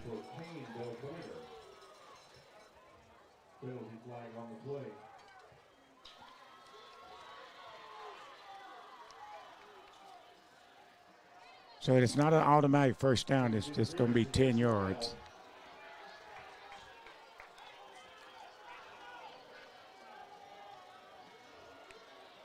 That was a break for Frederick Douglass because I thought that was a very good defensive play. Yeah, Kane Bell Pointer well covered that time. Yeah. But in the opinion of the official, interference is called, and now it will be third down and 2 now for Frederick Douglass. 27. The snap and the give to Talbert, and a nice tackle by Savage. Savage got through there, made a big tackle, and now we got 4th down. You got a player like that, you just expect some big plays through the game, don't you? And he delivered on that one for sure. Yeah, what's the saying? Big-time players step up in big-time games. Under 2 minutes now to go before halftime, and Douglass facing a 4th down situation. Looks like he's going to let the clock run down, and he's going to call timeout. That is Frederick Douglass. Coach McPeek is talking to the white hat. Now we get the timeout called. And the timeout is charged to Ryle. It looks like he signaled Ryle, and that comes with 1:29 to go. Okay. We'll keep it right here. And Frederick Douglass and Ryle in a good one, 7-0 the score, and they'll have a lot to talk about at halftime. What do you think they'll address at halftime? Well, I think at halftime right now is both teams are playing very good football. Not a lot of penalties. They are coming, but that's just because of the competition you're playing against. But no turnovers, not many turnovers. Right now it's just a will to score, will to stop. And Ryle's done a fantastic job all night so far of making big plays when they need it on defense. Of course, we're looking ahead to halftime a little bit with 1.5 minutes to go, but Douglass in striking distance here. The score on the board now may not hold till halftime, but we'll see. 7-0 is the score. Ryle on top. 4th down play, 4th and 1 for Douglass. Well, it looks like they're in a cover 1. They got a man in the middle of the field. And they give to Talbert to the left side. Got the first down and more. Twist free at the 15 to the 10, the 5, and he's going to score. Oh, that was all him. He did a twist twice to get in the end zone. Well, big players make big plays, and Dakari Talbert has been a big-time player for Douglass. And he delivered that time with a touchdown that puts him within one at 7-6. That comes with just 1:21 to go in the second quarter. A beautiful run by Talbert, and as you say, he did most of that work himself. Yeah. Guzman will hold, and Wallace in to try the point after.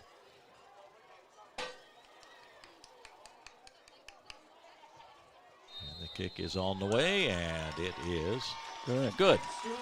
And we are all even. 1:21 to go in the second quarter. The score, Frederick Douglass 7 and Ryle 7. Back with more football on Glycod right after this.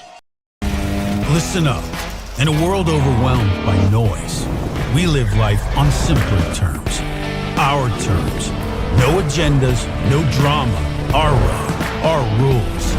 Let's ride. You're watching Central Kentucky High School football on Glycod.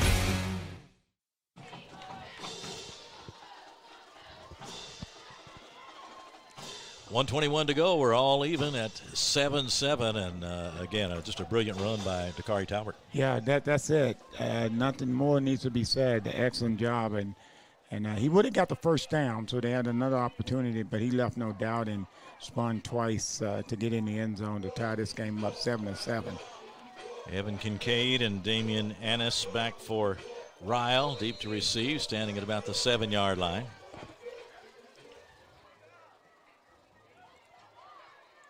And the kick will come to Kincaid, and he takes it to the 30 before he's wrestled down about the 31-yard line. Well, that's one of the big things in the beginning, not doing something on special teams, because Frederick Douglass does a very good job on special teams, and he had a very good opportunity to break it, but then they closed that down. Well, the stop made at, they'll spot it at the 32-yard line. 33, we'll call it. A first down for Ryle. We'll see how they want to spend this final minute 13. Well, they've done something that I was surprised. They're throwing the football, so obviously that was part of their game plan to throw the football, so they're in that position right now. Got Lee out wide to the right. He caught the pass on the big play a little while ago. Savage is not in the game.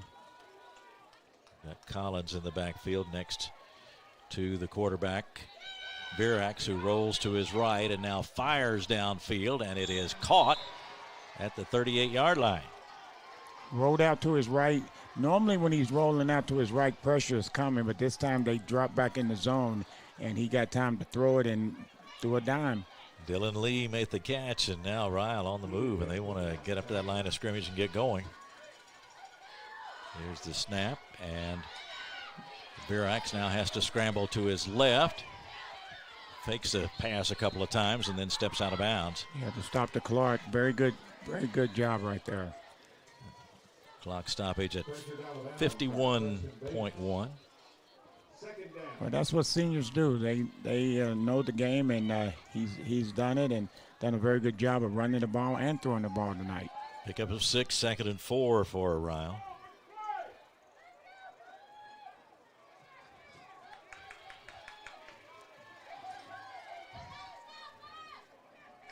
And the snap to Virax, and they're after him, and now he's going to have to scramble, and is pulled down, and it was, is that Green? No. Is it a Green or a Fields? It's Fields. Green. Nope, it was Green, okay. So we got a timeout, Ryle. Okay, we got a timeout for Ryle with 40.7 seconds to go. They're at the 37-yard line, and so we've seen Ryle trying to make a move with this final minute and 13 when they got the ball. Right, but one of the things that's surprising, Savage has not been in on this series. I don't know if that's just not his cup of tea when they're going to throw the football, but he's outstanding, and let's see if he's in right now. Yeah, he's back in the game right now. Savage wears number 21. He's got a little gimp in his step right now in his right leg. So listed at 6'2" and 225. Plenty of size as he gets ready to start his college career, but that's not on his mind tonight. Plenty of high school business still to be done for Jacob Savage. Empty backfield, look for a quarterback draw. Verax goes back and then fires downfield. He had room to run. He just decided to throw it. He had the receiver, threw it behind him, but he had room. Going for Lee, and now 4th down. We got another timeout by Ryle. They stop the clock again, or they take a timeout again. It has already stopped, 35.6 to go, and the score tied at 7-7. So it's been the kind of battle we expected. Head coach at Ryle is Mike Engler. His 12th season, 91-54, 15-11 in the playoffs. He's coached here in Lexington as an assistant for a long time at Lexington Catholic. Ryle has been in the quarterfinals in 6A, 2016, 2021, 2023. So they've got some tradition up there, but they want to break through and get a little further. Yes.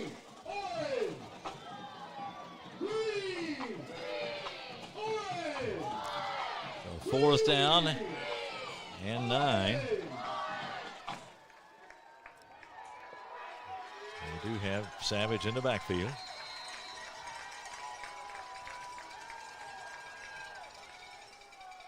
Fake, and now give it to Kincaid, and Kincaid throws downfield.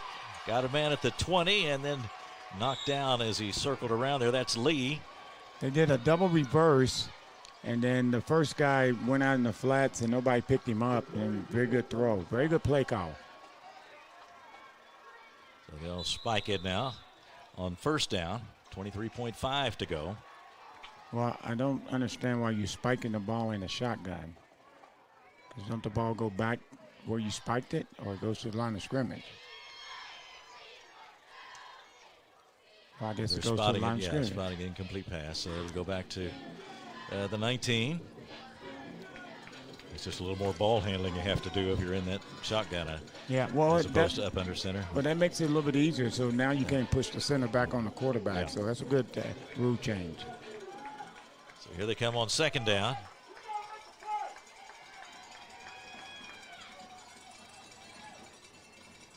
Verax looking, and throwing toward the left corner of the end zone. Lee goes up. It is knocked away. Had him in the corner. Very good little play on the defensive back for Frederick Douglass. Dylan Lee, a good target for Ryle. He's 6'2", 175, and a senior. Had 27 catches coming into the game for 399 yards and 6 touchdowns. He tried to high point it. Very good job of knocking that ball away. Now 3rd down play from the 19. I look for him to go for him again. He's rolling. Good pressure by Frederick Douglass. Scrambling, and now finally hit and brought down inside the 20. Clock under 10 seconds now. It's going to be hard to get started. Fisher is taking his time of putting it down, and he can't spike it at a half. It's 4th down. 4th down. Yep, can't do that. So we are at the end of the half, and we get to the half dead even at 7-7. Ryle 7, Frederick Douglass 7, and we will talk more about it as we begin halftime and come back in just a moment on Glycod. We all make choices about alcohol. Kids make choices whether to drink or not. Bye, Dad. Bye-bye. Remember, I'm going to Alex's party tonight and sleeping over. Have fun. Hey, remind me about that party again? And adults make choices whether to talk about it. That's true of parents and every other trusted adult in a kid's life. Kids want to know our expectations, and they want honest answers in everyday conversations. So talk with your kids and help lead them on a positive path.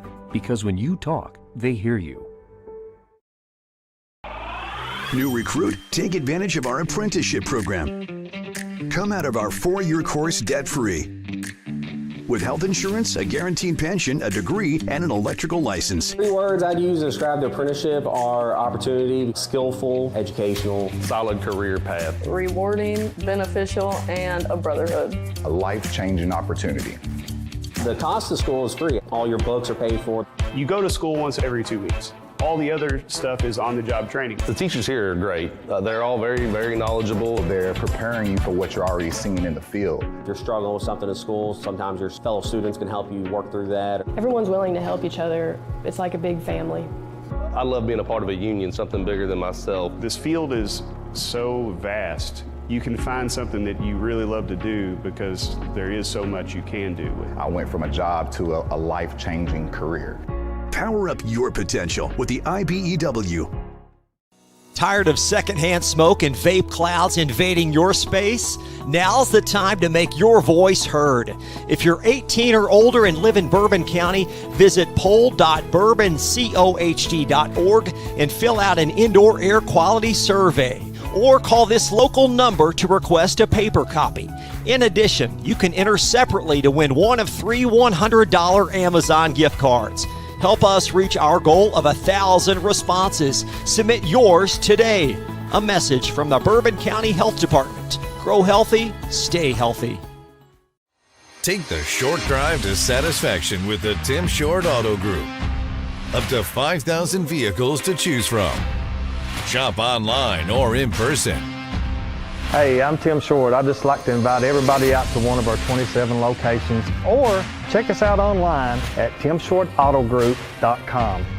Take the short drive to satisfaction and bring home your new vehicle.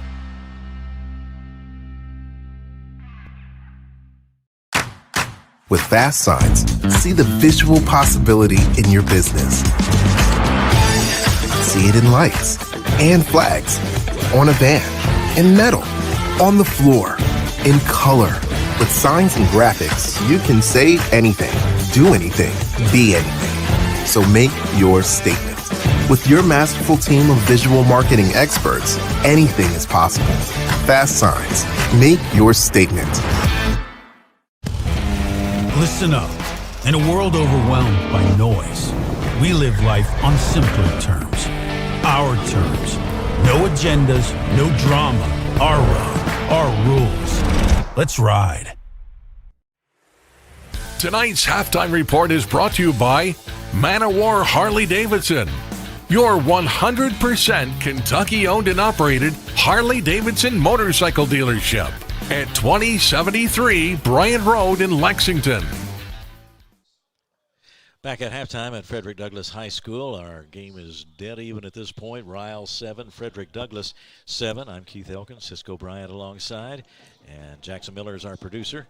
Jacob Johns, our camera operator tonight, and we've used the word battle a lot in this first half, Cisco, but it has been just exactly that. As you pointed out, the defenses have been very strong.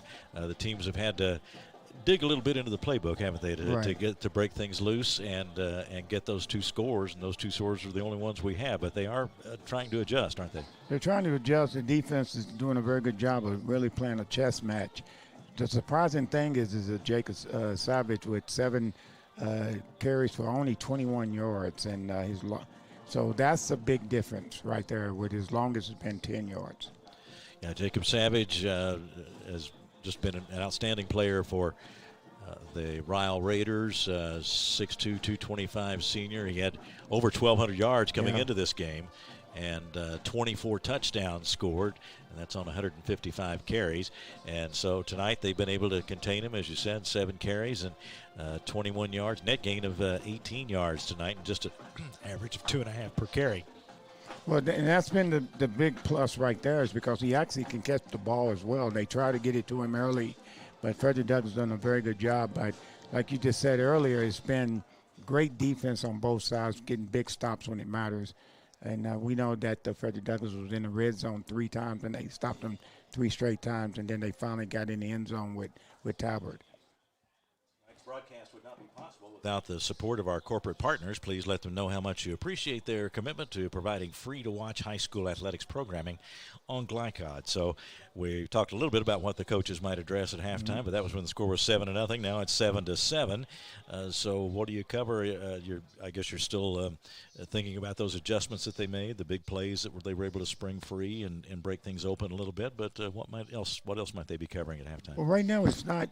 You just want to maintain what you're doing, because right now, if you take a moment, it was missed tackles that got both teams in that position to score. So right now the defense is saying we got to wrap up every single time. Not just 10 times, we got to get that 11th and 12th time. Offensively, Frederick Douglass tried to go the ball in the flats a lot and trying to get open field going. Great job by Ryle of stopping that. And then Ryle, same thing. They try to get their big stud started, never got started. So right now, you as a coach, you're just saying, don't turn the ball over, make the plays when it matters.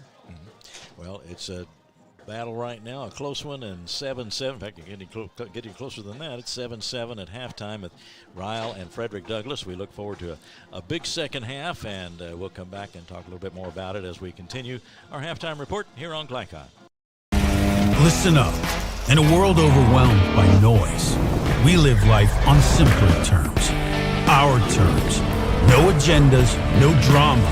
Our road, our rules. Let's ride.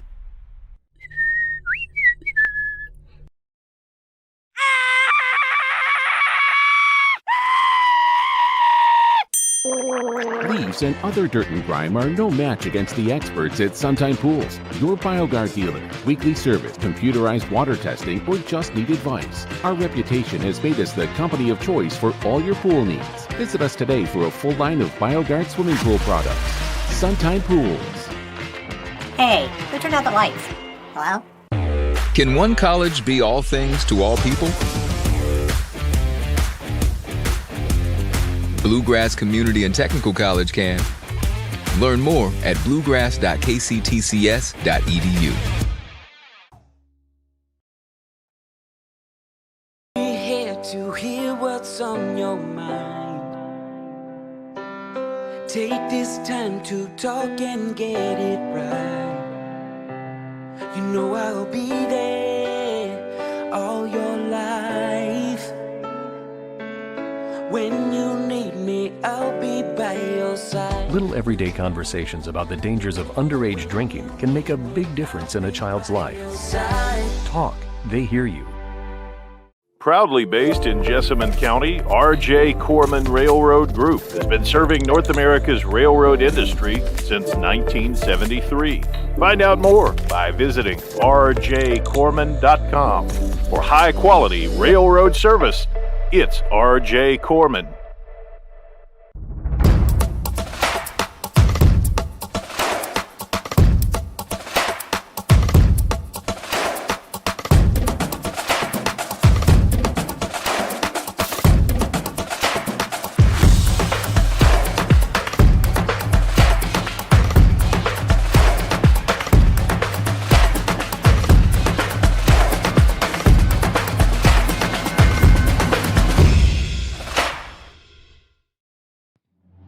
This segment of tonight's game is brought to you by Cartown Kia in Nicholasville, movement that inspires, and by Carpenter's Local 1650.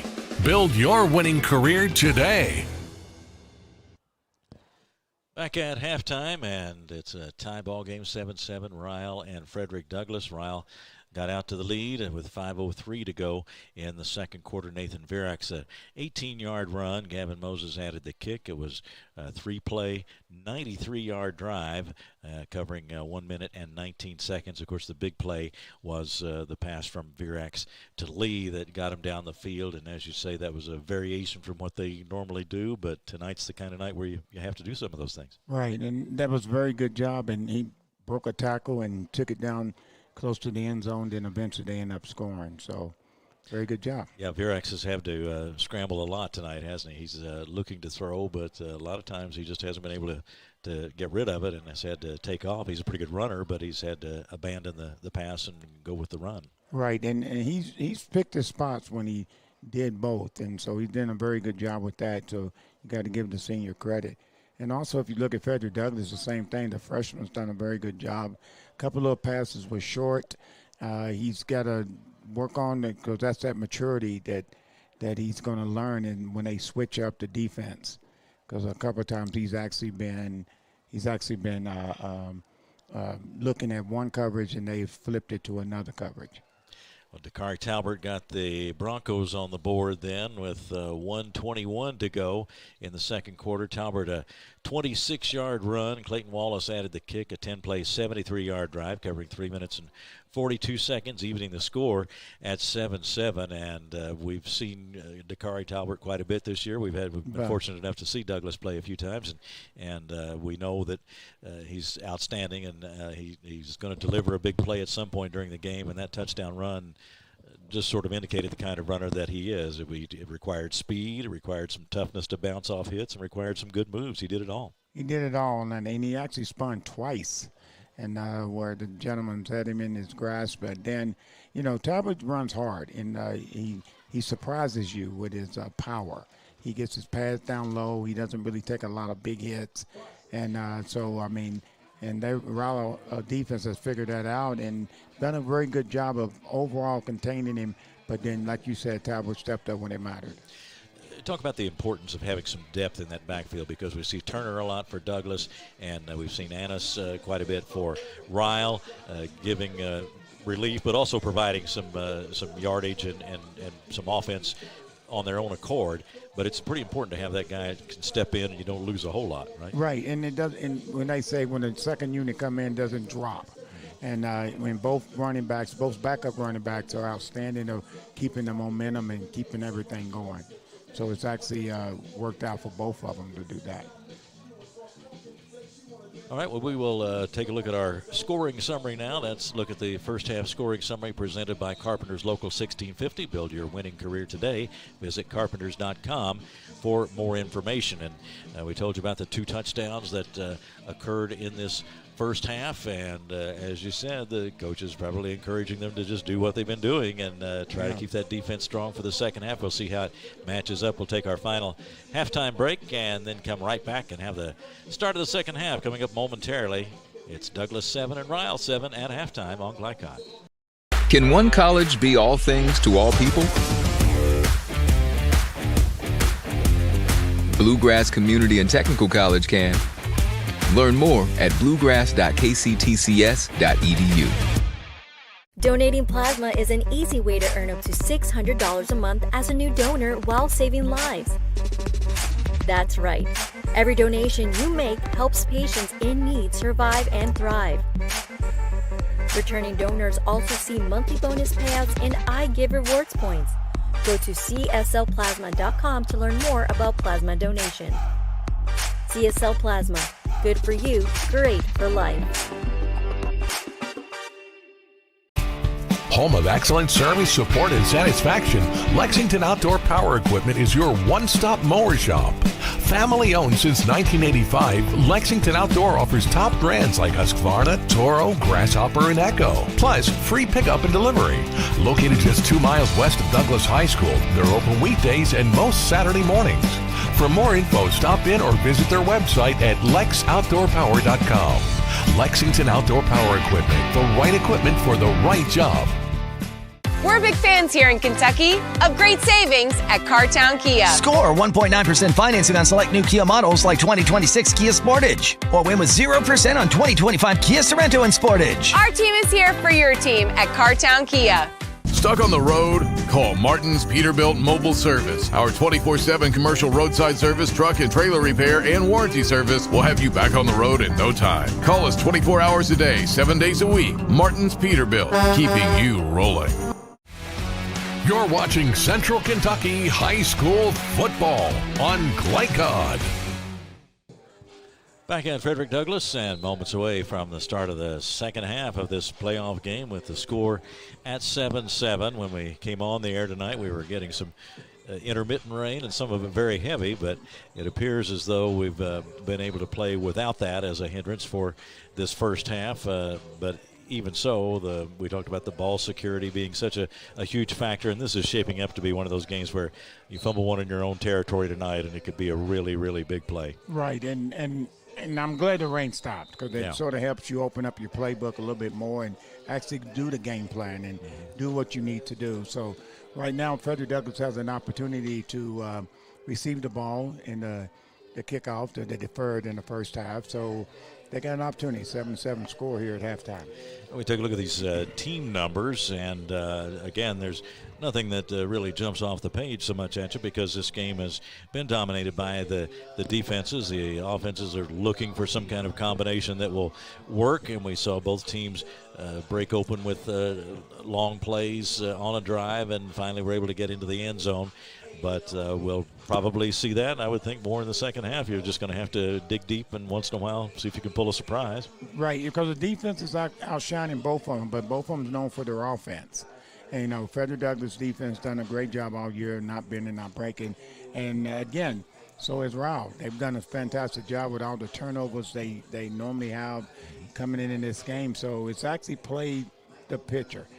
Don't make the mistake, make the tackles, and that's the biggest key on defense. Yeah, again, that takeaway giveaway statistic for Ryle, they have 29 takeaways this year, including 21 interceptions, 8 fumble recoveries, and just had 8 interceptions themselves and 6 fumbles that they've lost. So that's a big plus for Ryle in the takeaway giveaway category. Douglas also on the positive side with 14 takeaways and 8 giveaways on the year for Douglas. We've talked about Dakari Talbert a lot, but his numbers for the first half, 17 carries and a net gain of 83 yards and 1 touchdown. That was the 26-yard touchdown that evened the ball game with less than 2 minutes to go in that first half. Yeah, a minute 21 to go in the first half. So his numbers, he's putting up some good individual numbers, but even Talbert is really having to work for it tonight. Right, and every time that they're closing him down, and he has a couple of big runs with that. Now, let me go back to Ryle's defense. Yeah. I mean, people to get that many interceptions in high school, in college, or pro, that means their defensive backs are ball hogs. And I'm sorry, I'm a defensive guy. I love that. I love that. So with that said, it's going to be very interesting to start the second half. But, Talbert has done his thing, and he done it when it mattered. Well, those defensive backs for Ryle that have been in on a lot of those interceptions. Evan Kincaid, who wears number 8 for Ryle, has 7 interceptions on the year, and 142 return yards, including 1 touchdown. So he's around that football. And every defensive coordinator loves a nose to the ball and go get it. So here we go, get ready to start the second half.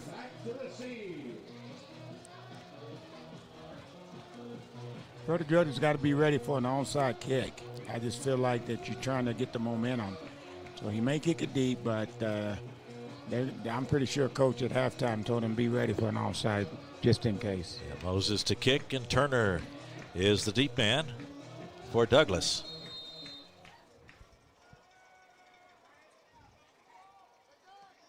He kicks it deep. And there is Turner waiting for it. Takes it at about the 3. Turner comes up to the 15, to the 20. Got a little room there. Gets to the 30, the 35, 40. And gets to the 45-yard line, down about the 48-yard line. So a fine return by Turner. And once again, Frederick Douglass, good field position to start the drive. Well, that's what Frederick Douglass special teams has done. Either making an interception, block punt, anything on special teams, and they've done a very good job of putting them in a good position to start the second half. So they'll start at the 48-yard line in their own territory, so very close to midfield for Douglas. But Ryle hasn't ever blinked anytime they got inside their, they get in their territory, even though Frederick's not there yet. But Ryle has not blinked. Case and wide left for Douglas.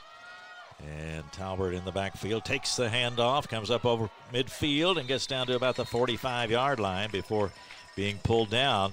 And a good start to the second half for Dakari Talbert. Well, very good job, the offensive line for Frederick Douglass of getting pushed in. First contact came after 4 yards, and that's a little bit different. Jack Ryle with the stop for the Ryle Raiders. Second down from the 46, and about 4 yards to go.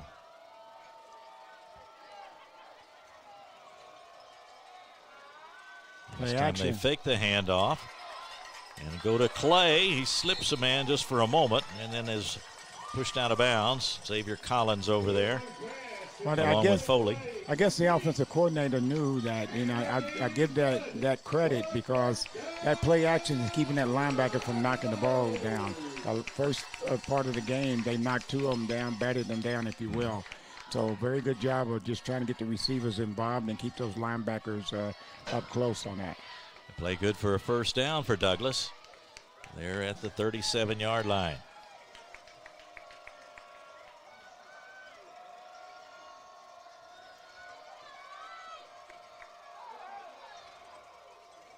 Guzman has to reach up for that snap, but then hands it to Talbert, and he's brought down from behind. And a nice tackle on the play. That stops him short. I thought they was going to get an offsides on him because it looks like they jumped off the front line of Ryle jumped off sides, because in high school, if you break the neutral zone, you can't go back. So they're right up on the football, so if you move anytime forward, that's usually it's offsides. Good tackle in the backfield for Ryle. Makes it 2nd and long. 2nd down and 13 now for Douglas. Ball at the 40. And the handoff to Talbert. And he's across the 40 to about the 37. At the original line of scrimmage. The young man runs hard to be his size. He really does, yeah.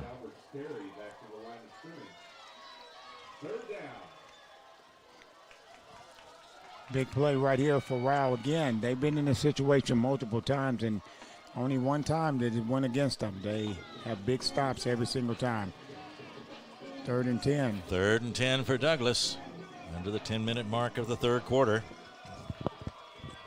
Game tied at 7.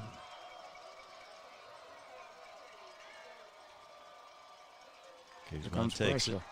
He's going to throw, fires over the middle, and that one's nearly picked off, and that was Evan Kincaid, who has those 7 interceptions. Well, usually he's going to stick them. He got a little glue on his hand. He missed that one, but they try to get somebody down the middle of the field. We talked about that early in the game, that the middle's open, but the middle's open on 1st and 10.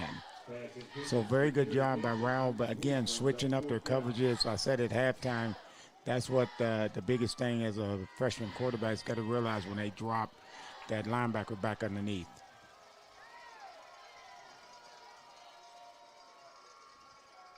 So now the punt coming on 4th down. That one takes a sideways bounce and grabbed at about the 7-yard line. So we'll take a quick break here and come back with more football. All tied at 7, 9:24 to go in the 3rd on Glycod. Tired of secondhand smoke and vape clouds invading your space? Now's the time to make your voice heard. If you're 18 or older and live in Bourbon County, visit poll.bourboncohd.org and fill out an indoor air quality survey. Or call this local number to request a paper copy. In addition, you can enter separately to win one of 3 $100 Amazon gift cards. Help us reach our goal of 1,000 responses. Submit yours today. A message from the Bourbon County Health Department. Grow healthy, stay healthy. You're watching Central Kentucky High School football on Glycod. Savage with the carry on 1st down. Devon Ellery made the stop after a short gain. It'll be 2nd and about 7 for Ryle. Besides that 10-yard run, I thought he was going to crease that one, but the defense came downhill and got him. Ellery, a big man on that front line for Douglas.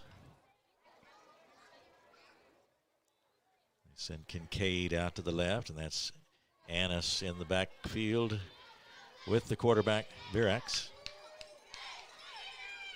And he's got it, and he's going to throw long down the right side, and a little bit too long, incomplete. Frederick Douglas dropped in the right coverage on that one. They went man, and very good job of getting deep and good pressure up front. And again, I kept giving credit. Most people that know me, I don't give too much credit to offense. But Ryle's offensive coordinator has done a fantastic job of mixing it up and keeping Frederick on their heels a little bit. Well, they were going for Dylan Lee again. Connected with him for a big play in the first half. Frederick looks like they dropped me into a man-to-man. Cover one. It looks like the safety should drop in the middle of the field. The 3rd down play. Got a screen. They set up the screen. That is Lyons. He's got it at the 20, the 25, the 30, and pushed out of bounds. But that'll be good for a first down. Very good job. Frederick Douglass ended up blitzing their linebackers up the middle.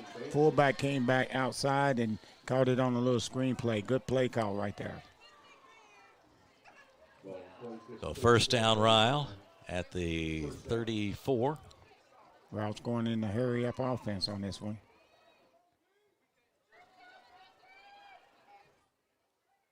The snap to Virax, the give to Annis this time.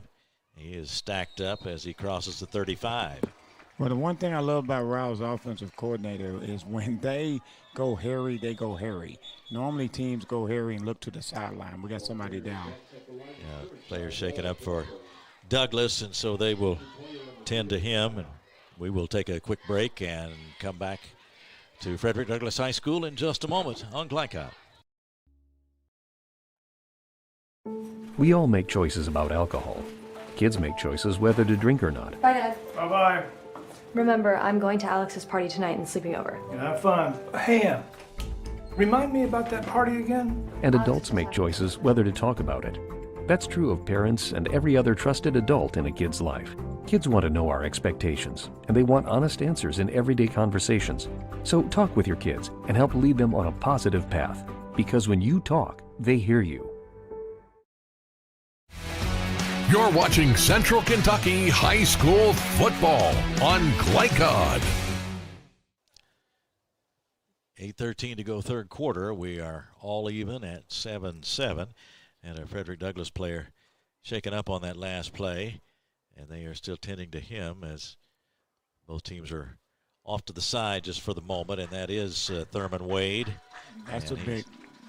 Yeah, he's a big part of that defense, isn't he? Huge part. I mean, Fields get a lot of credit, but Wade makes Fields, and they really work together. A little Batman and Robin combination at the linebacker spot. Thurman Wade, 6'4", 190, and a junior.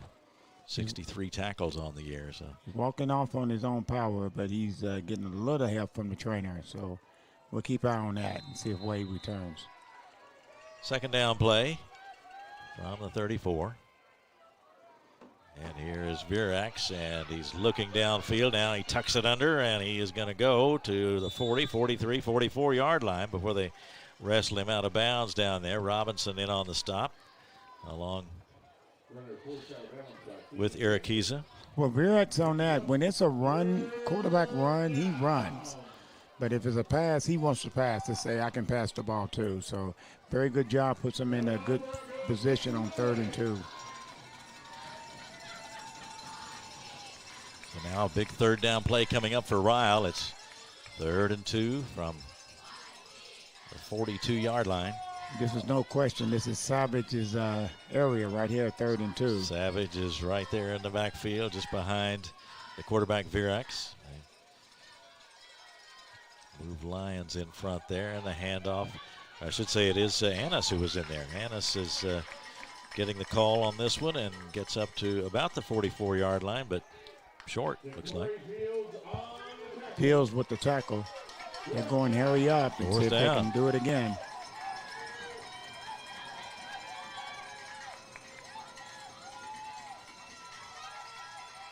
And now they look to the side again.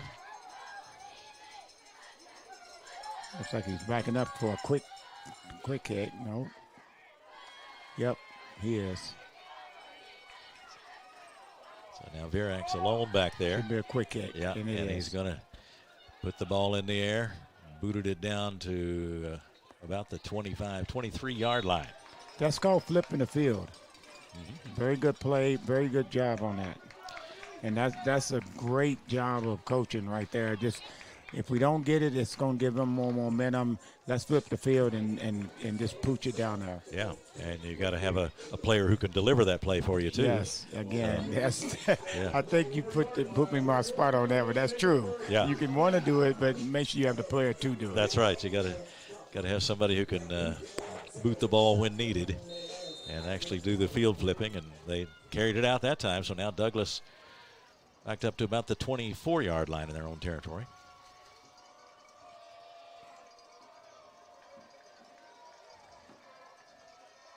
Guzman takes it and gives it to Talbert. Straight ahead. He is right at the 30 before they bring him down. This is one of those games that everybody on both sides, Ryle fans and Freddie Douglass fans, is on the end of their seat, and they're biting fingernails because this game right here is what we expected.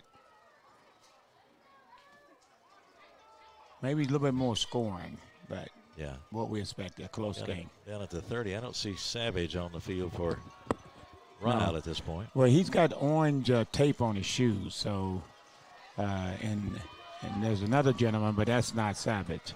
He's a D lineman that has orange tape on his shoes, so I don't see him out there either.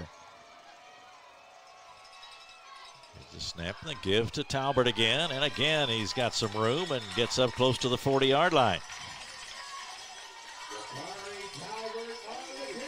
Another first down for Douglas.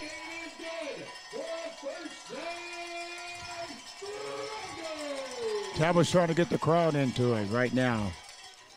Good hard run right there.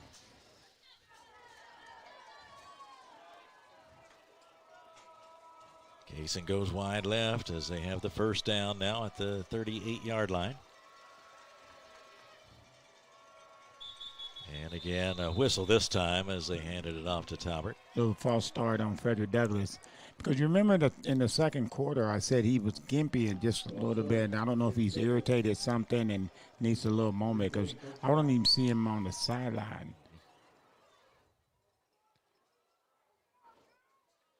And you're talking about Savage now. Yeah, I'm talking about Savage. I'm sorry. Because really I'm looking down at the orange shoes because they're very bright. And now from the 33-yard line. And that's a big difference on their defense. He makes a lot of tackles for them. High snap, but they get it to Talbert. Straight ahead he goes, makes that spin move. He's at the 50, the 40, the 30, and finally is brought down inside the 25-yard line as Andrew Smith got down there to get him, but another great run by Talbert. Very good blocking downfield. The receivers was on the DBs downfield in their face. Talbert got in the open field and made that little, what you say, that another spin move. And very good job right there by Talbot when he broke the line of scrimmage. But they're running the ball where Savage would be. They're going right back up the middle where Savage will be standing. Talbot now making a difference. And this time they fake it to him. Ball's tipped in the air. And then caught by the receiver. That was Caden John over there.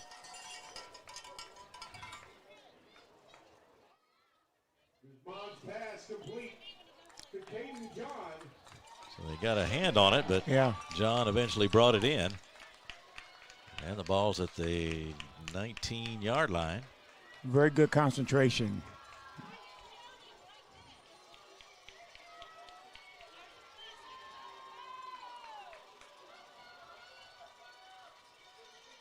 Here's the give to Talbot again through the left side. Gets to the 10, to the 5, and to the corner of the end zone. And he's in for a touchdown.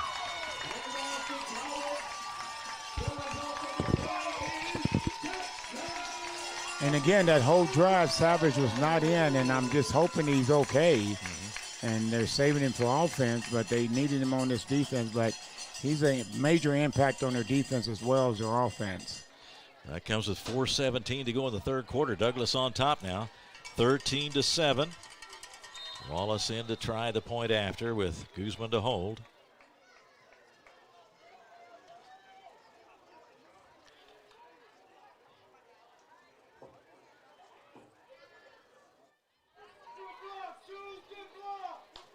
And the snap and the kick, and it is good.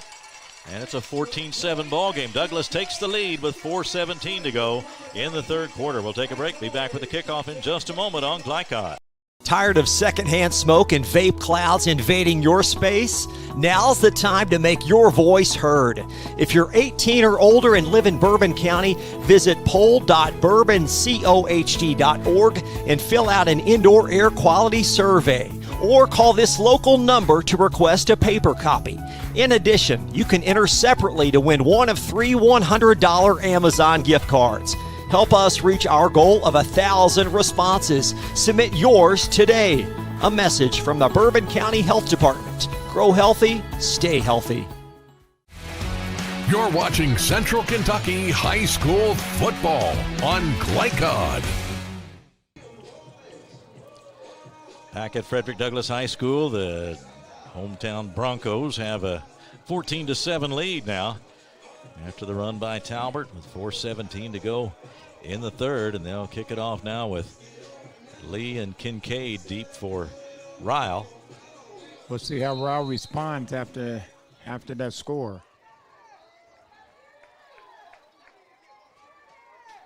And the kick, and it's toward the center of the field and drops there. It's picked up by Kincaid, and then he is dropped at about the 20-yard line. So what I'm doing, I'm going to see if Savage is coming in on offense. Kincaid slow to get up. And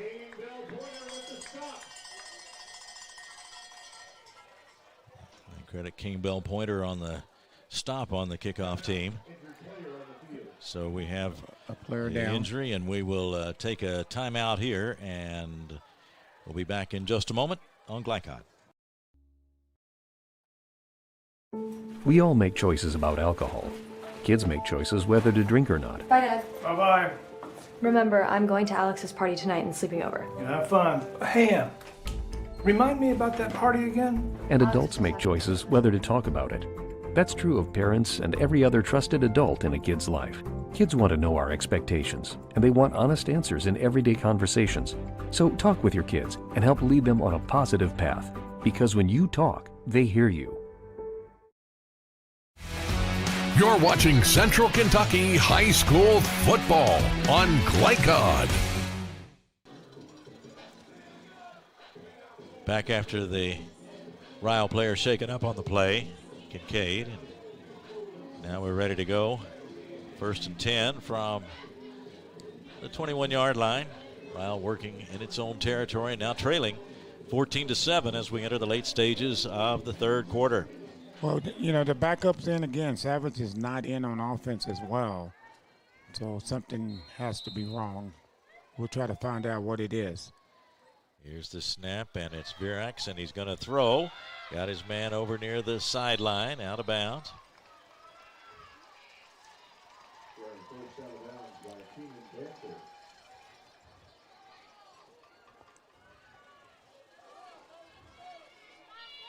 That's good for a first down for Ryle.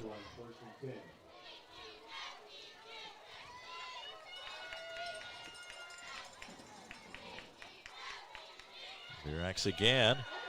That's Wade after him. Now he turns and circles to the left and takes off downfield and is going to step out of bounds near the 45-yard line. So Thurman Wade, who was injured earlier, back in there now.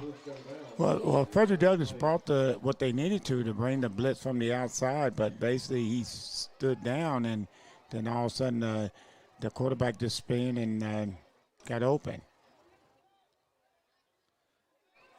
First down, Ryle. Now at the 47. Annis next to the quarterback, Virax in the backfield for the Raiders. He's looking, and he's throwing long downfield, and a leaping catch. Nice catch. That was by Lee, Dylan Lee, down near the 18-yard line. Well, Dylan Lee's telling everybody, I ain't no flute as a receiver. I'm not bad myself. Went up and got it. Nice little play to get the momentum back.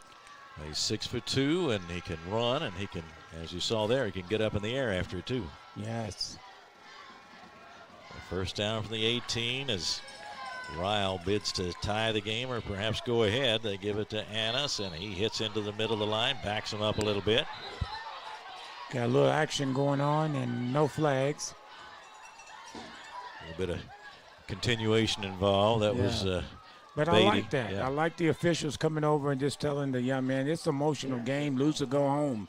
And sometimes you're a little bit out of character as long as you don't get overdo it. Second down and 4.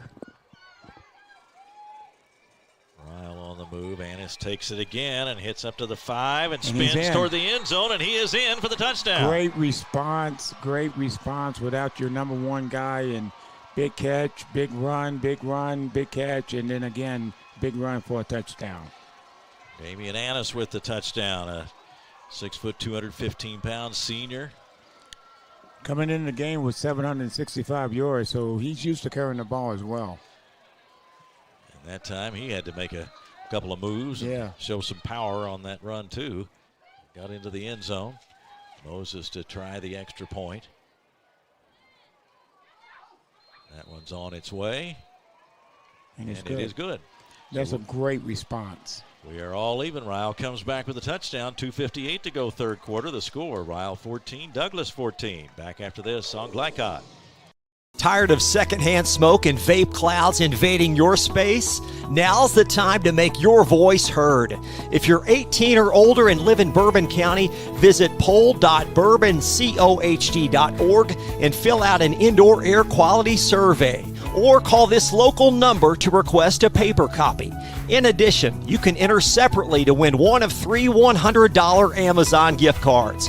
Help us reach our goal of 1,000 responses. Submit yours today. A message from the Bourbon County Health Department. Grow healthy, stay healthy. You're watching Central Kentucky High School football on Glycod.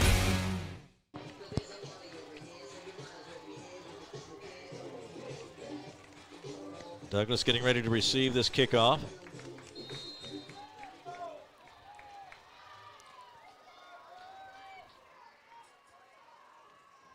Moses gets it away. Taken at the 5 and then out to the 25, 26-yard line. Kane Bell Pointer on the return. Very good job, Ryle, responding back, not giving them great field position. And again, this has been a fantastic game on both sides. Both coaches have done an excellent job preparing their young men for this type of environment and this type of game here on Friday night football. Yeah, this was, as you said, a great response, and the fact that they had to do it without Savage in there is really to their credit. I mean, again, they've got a great backup in Annis, and he's done a great job for them, but knowing that you got to do it in that way. Well, I think the biggest thing for them is going to be on defense because he makes so many tackles on defense from sideline to sideline. Frederick Douglass is running right at where he would be on defense, and he's not in this series as well. They give us to Talbert. He's up to full speed quickly, and he's brought down to about the 35-yard line. Gavin Lyons in there to make the stop. Right, and Frederick Douglass, offensive coordinator, has noticed that, and they're running right where, again, Savage would be. Second down for Frederick Douglass coming up.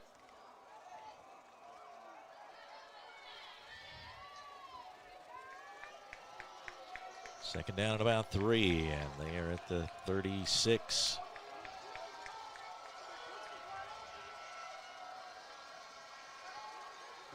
Guzman turns and again batted down. Looked like that time Bo Gay got a hand in. Well, he would be happy Bo Gay got a hand in it because that ball would have been very close to being intercepted because they read Ryle. I don't know why I keep putting county on the end of that. Ryle read that very well. So a third down now, 3rd and 2 from the 36 for Douglas. They send Kaysen to the left and Clay to the right. Bakari Talbert in the backfield next to the quarterback Guzman. Talbert takes it, hits quickly in, and he's got first down yardage, and he's up to the 40-yard line. On big tackle, he was out, and if he breaks that tackle, he's down on the field on the race. So right now, again, Ryle's got to figure out how to make a stop on defense because right now all they're doing is running right at them. So first down for Douglas at the 39.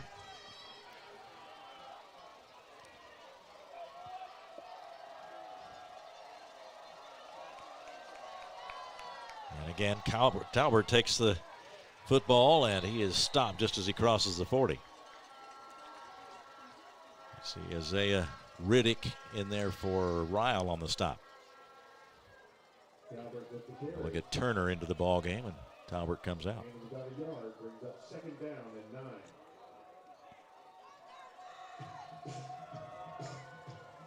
It'll be second down, about 9. Ball at the 40-yard line in Douglas territory.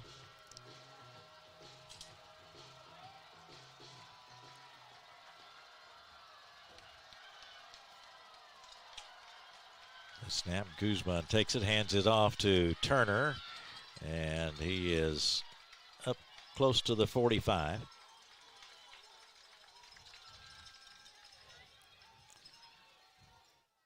Jeremiah Turner, 5'8" junior. Had a good ball game against Bryan Station in the playoffs, 14 carries, 82 yards, and 1 touchdown.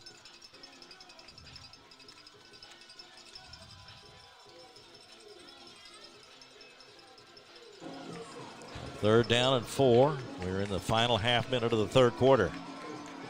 Yeah, stepped away for a few minutes to try to find out what is wrong with Savage, but we're efforting that situation right now.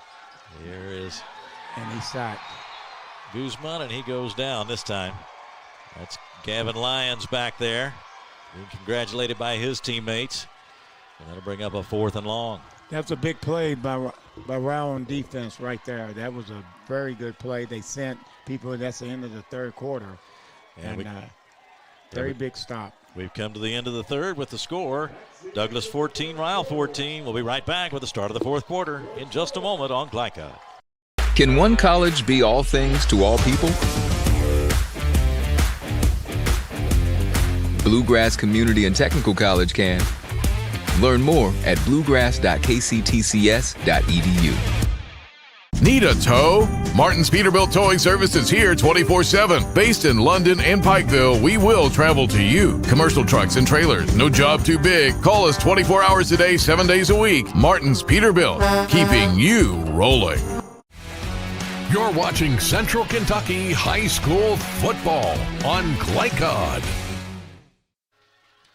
We are back for the fourth quarter. Keith Elkins along with Cisco Bryant and our producer Jackson Miller and our camera operator Jacob Johns. And trying to get word on Jacob Savage for Ryle, and it is an ankle issue. It's an ankle injury, yeah. Well, we hope he can return. No, they said he's done for the done game. for the night. Okay. He's done. So Ryle will have to make it happen without him.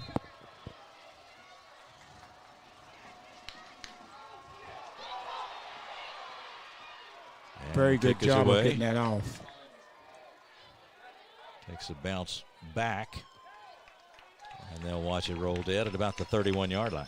Well, that's a good response. And I guess when you know that your big guy is not coming back with an injury, I don't know if they're doing it just to protect him, which is a great job, coach. Because he was limping a little bit. I said it in the second quarter, and he must have irritated it. But I hope the young man is good, and they just doing a precaution. Jacob Savage, one of the better players in the state, and as we mentioned before, headed for Indiana to play his college football. Well, the biggest thing right now as a coach is you're used to him doing this and that. Now you got to rally without him. They did that on the last time they had the ball, and they end up putting it in the end zone on a big pass and then a run.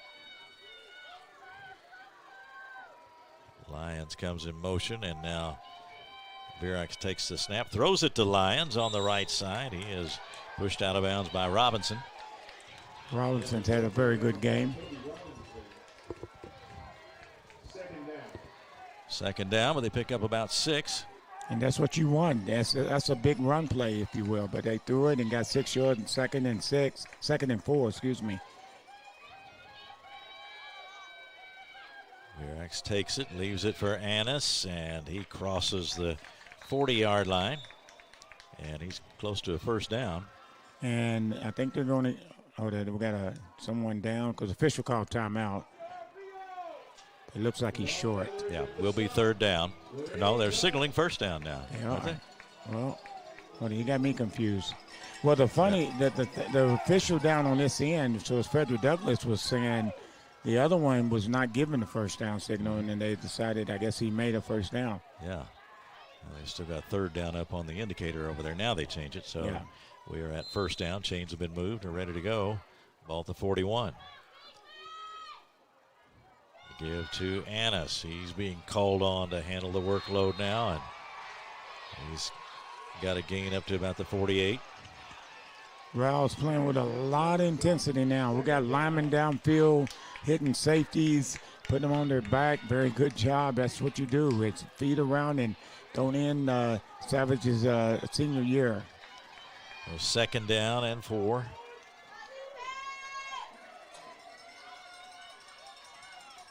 Andrew Smith wide to the right for Ryle.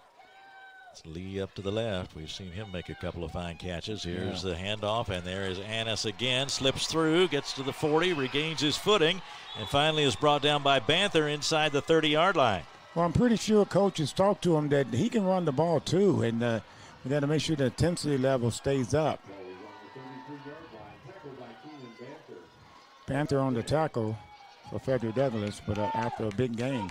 Panther brought him down, and now the ball spotted at the 28-yard line.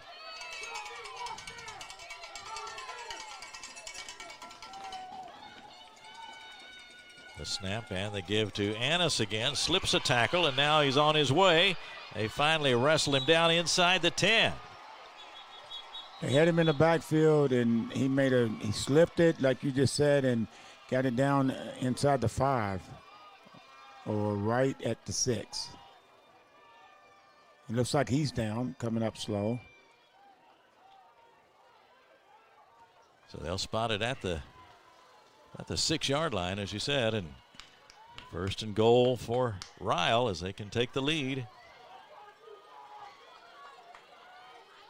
Early in the 4th quarter. That's probably Xavier Collins. Yeah, they give, though, to Annis straight ahead.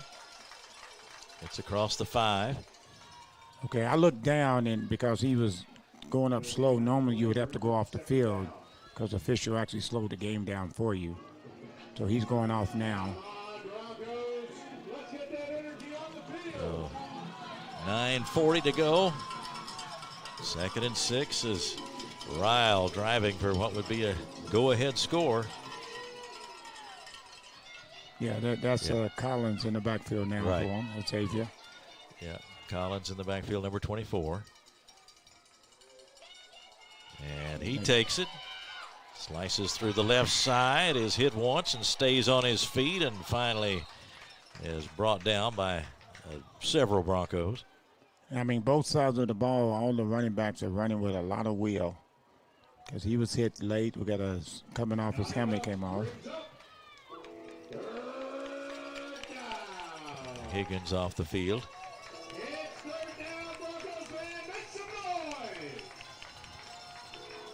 So a 3rd down play coming for Ryle.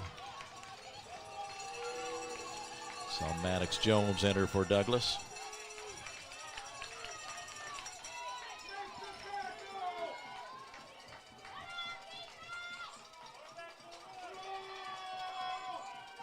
And the snap, and now Virak's going to take off with it. Tries to get through the left side, but is stopped short at about the 5.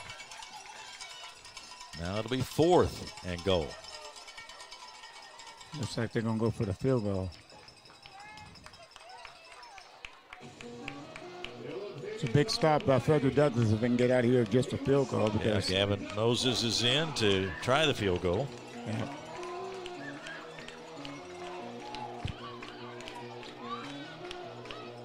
Marshall Brandt in to hold. Spotted at the 13, so a 23-yard attempt.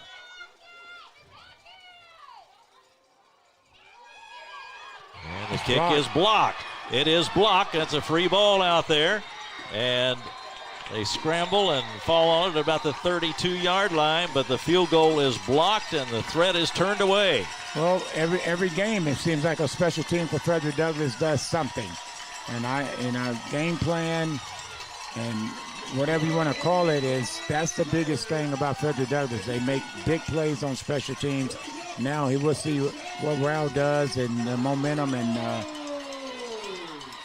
a big play with 7:41 to go. We're still tied. And now Douglass has the ball.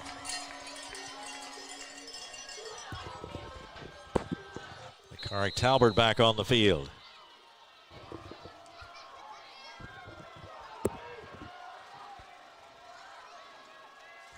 The snap to Guzman, a little bit of a bobble there looked like, but Talbert got it and heads upfield and gets just about 2 or 3.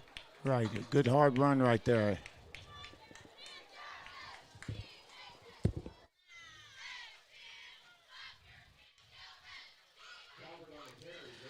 So Talbert, pickup of 3, 2nd and 7 now at the 33-yard line.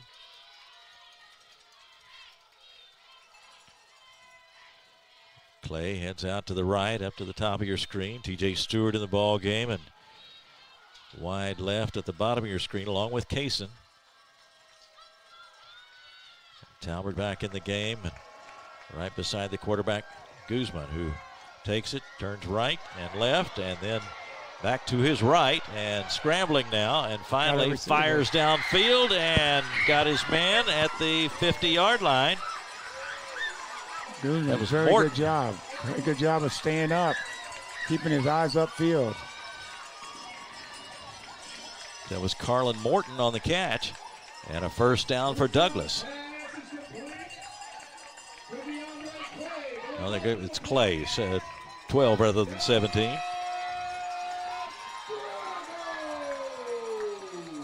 So first down play for Douglas, puts it at the 49-yard line. Clay goes right.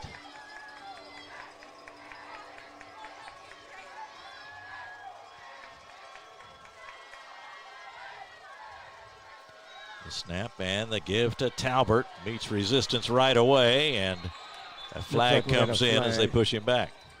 Well, that would be, if he held, he didn't do a good job of holding.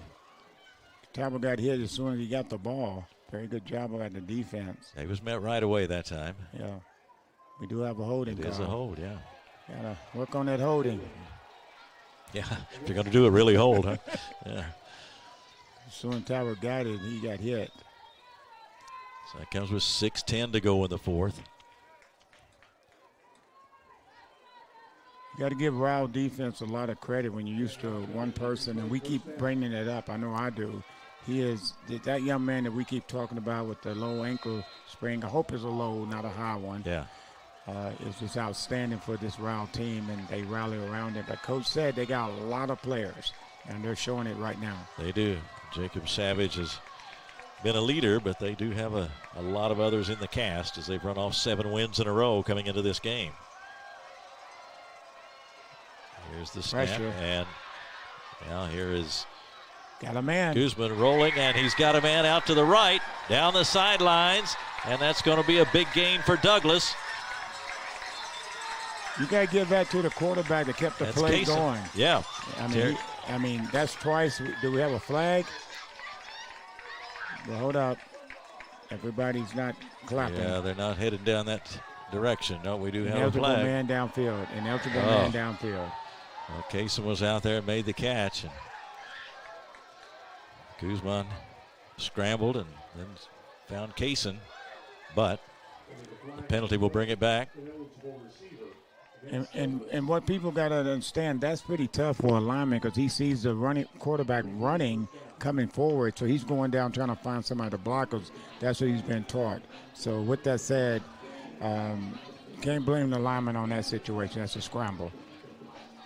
Yeah, he knows he's got to make a block if the quarterback takes off, and he's just got to make a read and go with what he thinks is going to happen. And in this case, Guzman let it go. The pass nullified by the penalty, and now the give to Talbert again. He's still running hard in the fourth quarter, so 2nd and long. This is usually when Frederick Douglass throws something in the flats to try to get Talbot in one-on-one in the flats. Yeah, they will occasionally try to find him some room out there. And Bakari Talbot on the season, 11 catches for 148 yards.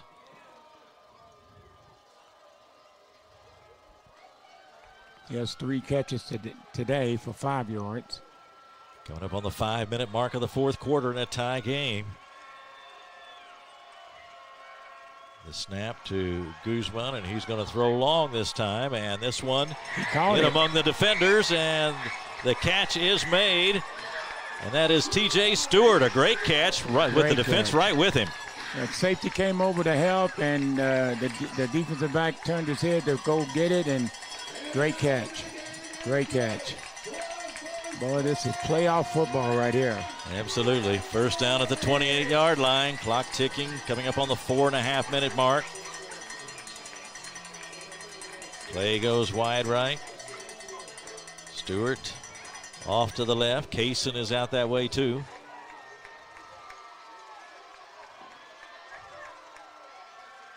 And this pitch to Talbert, had to reach back and rein that one in, and then he is tackled almost immediately. That's a very good play by Talbert for getting the ball and trying to keep his balance and stay upfield, because that could have been disaster. Looks like we have someone shaken up on the field. We'll take a quick break and come back with more football in just a moment on Glycod. Home of excellent service, support, and satisfaction, Lexington Outdoor Power Equipment is your one-stop mower shop. Family owned since 1985, Lexington Outdoor offers top brands like Husqvarna, Toro, Grasshopper, and Echo. Plus, free pickup and delivery. Located just 2 miles west of Douglas High School, they're open weekdays and most Saturday mornings. For more info, stop in or visit their website at lexoutdoorpower.com. Lexington Outdoor Power Equipment, the right equipment for the right job. You're watching Central Kentucky High School football on Glycod. Coming back out of the delay here with the injured player. Appears to be a Ryle player near the Frederick Douglass sideline. So we hope he is okay and able to get back in this ball game. They help him to his feet now. That is Andrew Smith. He's jogging. He's about to jog off, it looks like. He heads back toward the Ryle sideline. As a parent, we want to see that jog off. Oh, yeah. And as a fan, you want to see everybody at full strength. Yes. See the best game you can possibly see. And, of course, we had the injury to Jacob Savage earlier. But Annis, among others, has stepped in for Ryle, and we've got a tie ball game. 4:09 to go, a second down play. 14 yards to go for a first for Douglas. They'll snap it from about the 33. Guzman fires to his left. He's got Stewart, makes a nice move back to the inside, gets down to the 20. Well, Stewart right now is putting him, Frederick Douglass on his back, making big plays after big plays, back-to-back plays. But I say it again, that Ryle hasn't bent a lot when they've been in this situation. So here we go. Third down and about 2 from the 20-yard line for Frederick Douglass. Driving in Ryle territory. They send Clay to the right.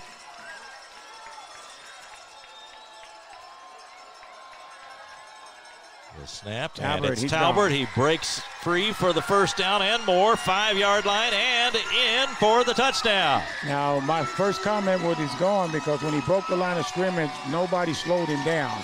And when he gets in the secondary, he's got a whole lot of jigger with him. So, very good job of the lineman opening up the holes for him, and he hit that hole full speed. Well, this crowd is excited now. 3:15 to go, and the score by Talbot puts Douglas up 20-14. And now we're going to try for the extra point. Wallace in there.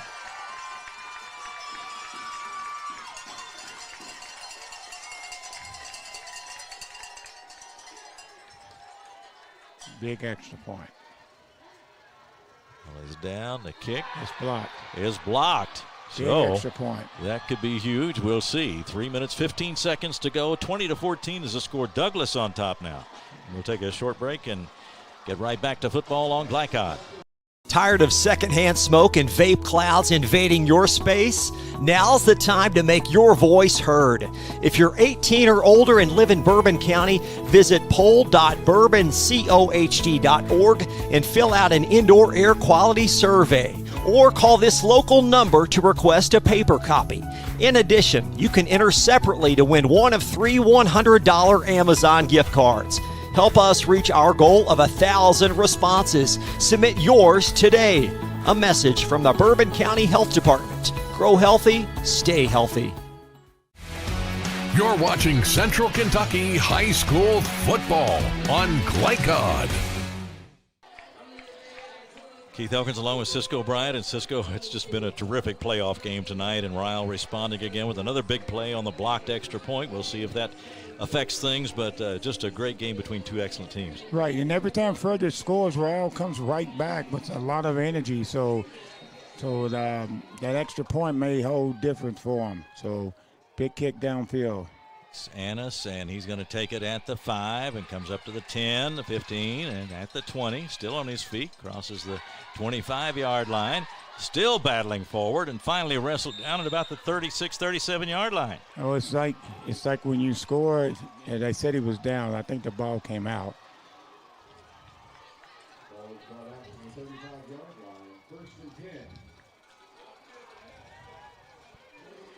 Yeah, the ball came out, but they said he was down and forward progress was stopped. So, yeah, they putting the ball back, so they stopped his progress back on the 35. Yeah. Or 36. Just, right at about the 36-yard line, and that's where Ryle will start. They need 6 to tie.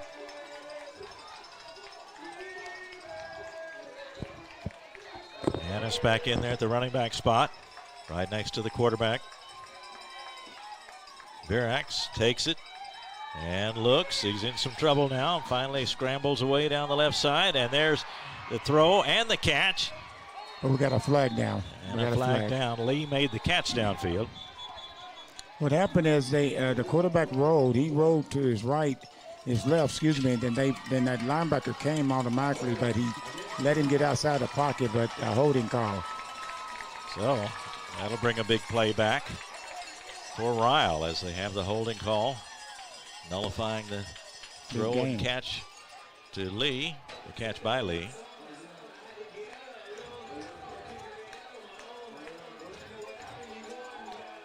That'll bring it back to the 26-yard line.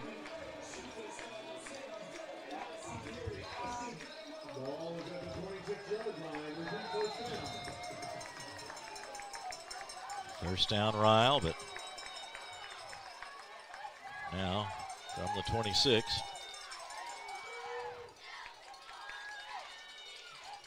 And the snap, and Virax looks and throws it to the sideline. Had a screen play set up, but Frederick Douglass, that was a big play they did before in the third quarter. Nice little screen play. This one, exact same play, but now Frederick Douglass was ready for it. Clock down to 2:35, stop there. Second down and 20 from the 26-yard line for Ryle.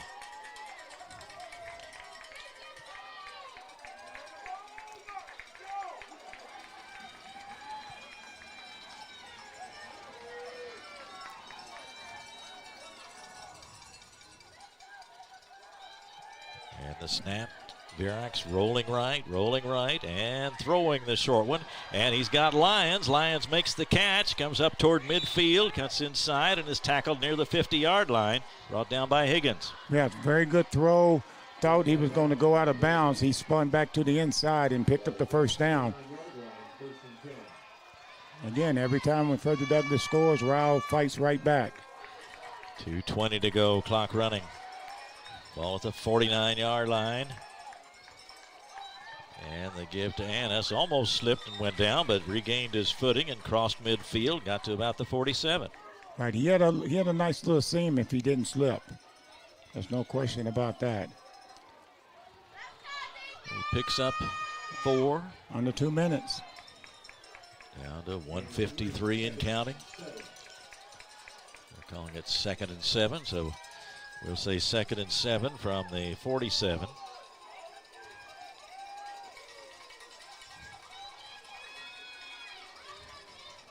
Annis right next to the quarterback, Virax. And Here comes pressure from the backside. Throwing to the left side and incomplete. Well, as soon as they switched the running back to the other side, then they switched assignments. The outside linebacker switched assignments, and he came, put pressure on his blind side. Third down play coming.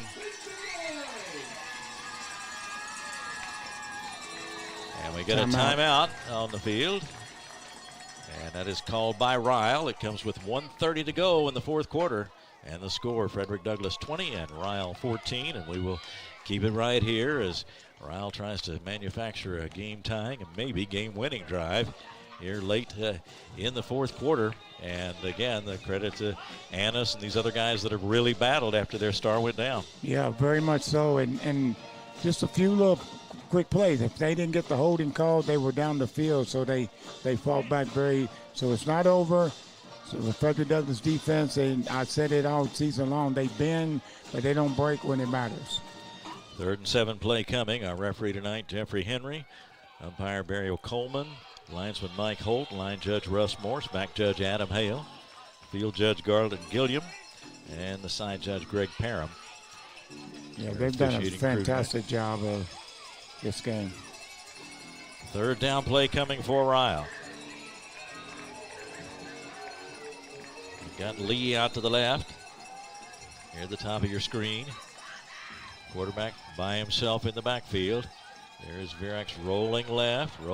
Got a blocker in front of him. Now goes by him and picks up several yards down to inside the 35-yard line. Just a flat-out quarterback keep, pull the lineman out in front of him and try to get him outside to get the first down to stop the clock for a few minutes and get back on the line. Elliot Lagerman, the offensive lineman who pulled that time. First down, Ryle. At the 35, and now here is Virax looking downfield and now having to scramble with it. And he's on the move again and down inside the 25-yard line. Got out of bounds to stop the clock. Under a minute to go. Well, we're going down to the wire, and you had the feeling that's what was going to happen. Yeah. Both teams are just gutting it out. You got to love it.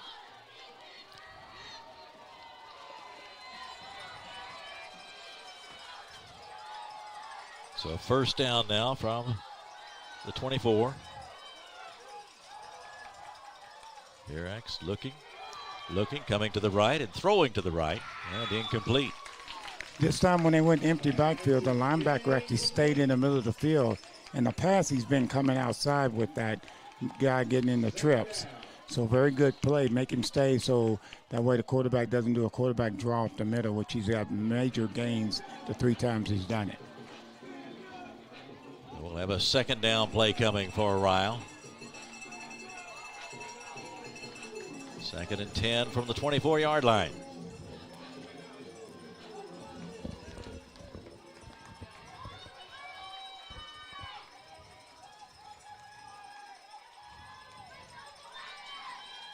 The snap, and now here goes Virax taking off, and they've got him as he crossed the line of scrimmage.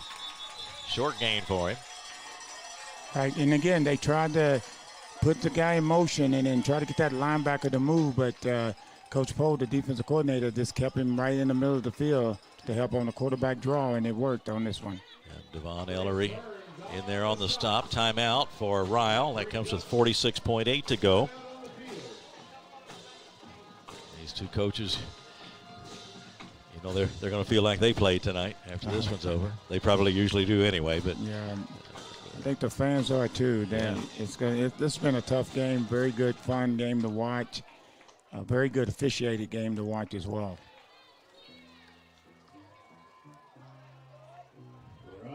Now about to be decided.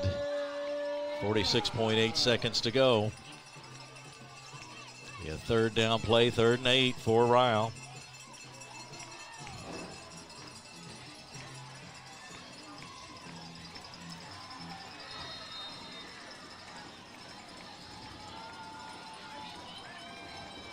Virax waits for the snap as Lyons crosses in front of him. Now he's looking, and throwing to the right, and got his man. That's Lee, makes a fake at the 10, gets to about the 7 before they push him out of bounds, and a flag comes in. Well, it looks like we had a push in the back after the catch. And I don't think he got the first down before the flag. Because if he got the first down, then you'll mark it off from there. But if he didn't, it's marked off at the spot, and there'll still be for third down. Clock stopped with 38.7 to go.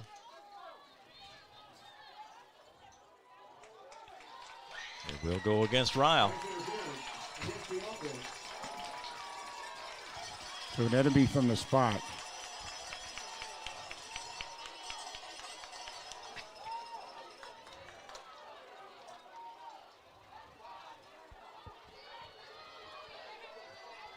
So now third down.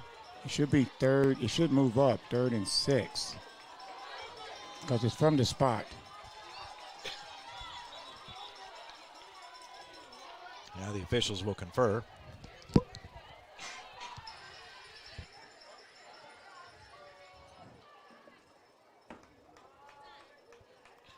So they're going to take their time, and that's probably a good thing to do at this stage. Make sure you get it right. Yeah. You've officiated a long time, and you have to have these conferences, and sometimes you just have to do it. You know, everybody's impatient and wants to hear everything, but sometimes you just have to talk it over a little bit. Right, slow it down and get it right. Because what people got to understand, he caught the ball. The clip came after he caught the ball, so that's the reason why it should be from a spot. So everybody thinks it goes back to the line of scrimmage. It does not. It was the other receiver that they tried to open him up. So it should be 3rd and he shouldn't move. Yeah, there we go. He moved it down. Should be 3rd and 4 or 3rd and 5. Called about the 18-yard line. Yeah, 3rd and 4. Yeah, that's the right call. And here is Virax. He's throwing, and he's got a receiver off to the left. He just curled. No, did he not? Yeah, he got the first down. He made the catch. He made the catch, down, so first down with Braden 28 Elder seconds. With the catch. So they got to spot it. The clock stops. He should. 28 seconds now. First down. He acts like he's going to spike. He throws it in the corner for Lee and can't connect with him. And a flag comes in. Yeah, he was held. He was held in the corner. So that'll put the ball half the distance.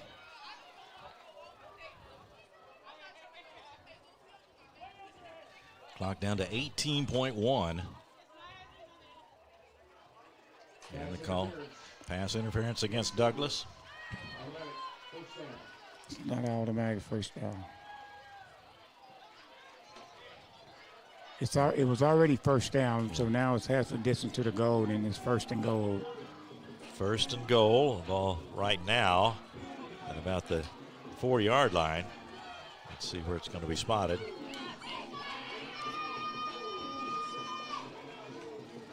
Looks like it is about the 4. Yep. 18.1 seconds to go. Got time for 2 to 3 plays. The snap and the throw, and they can't connect this time. Again, going for Lee over in the right side of the end zone. Robinson with good coverage.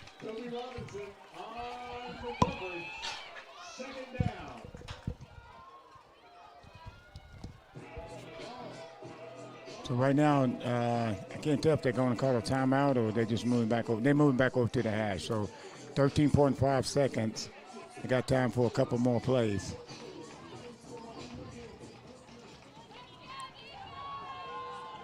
Here comes Ryle on 2nd down.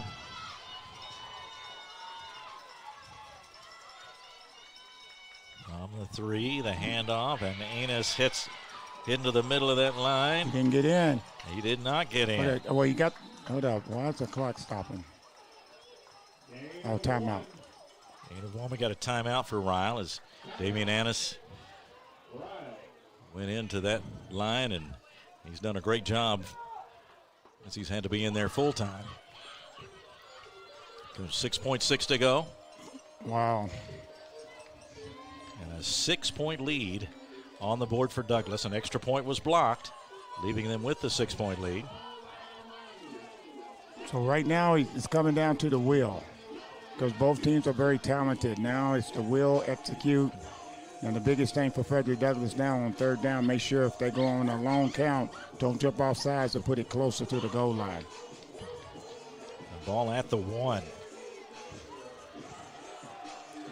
At the 1-yard line.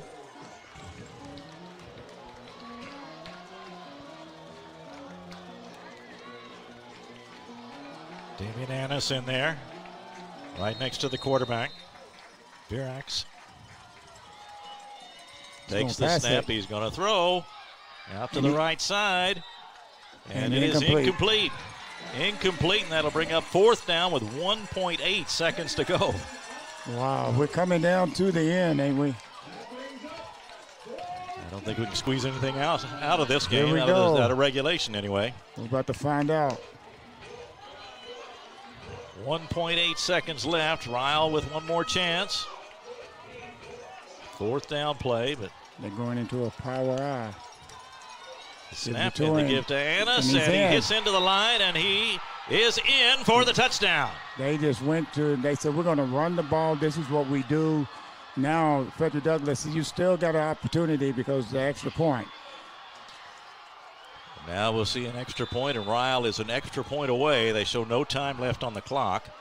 So this is one play on down for the extra point to see if we go into overtime or we move on. We got timeout, Frederick Douglass. Frederick Douglass takes the timeout. The last time I'm sorry. At 20. No, I was just going to say Damian Annis again with another big play, and that time the biggest one, at least at the end of this ball game. And now we'll see if they can convert the extra point. Because the last time it was in this situation, Frederick Douglass actually blocked it. Yes.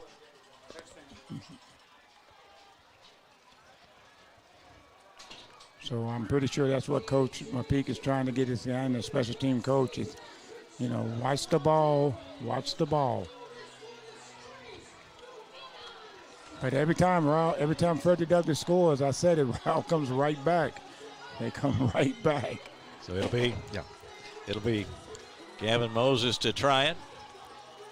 Brandt to hold.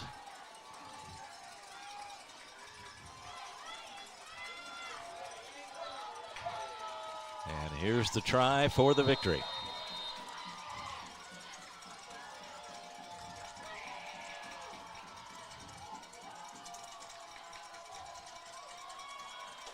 On its way. It's no good. No good. Hit the upright. No good. It hit the upright, and we are going to overtime. How about that? Wow. Can you believe that? Can you believe that? 20-20 is the score after regulation. So now we will go to overtime and try to decide this thing. 3rd round playoff game between Frederick Douglass and Ryle at the end of regulation. All tied at 20, and we'll be right back with the start of the overtime in just a moment. Listen up. In a world overwhelmed by noise, we live life on simpler terms. Our terms. No agendas, no drama. Our road, our rules. Let's ride.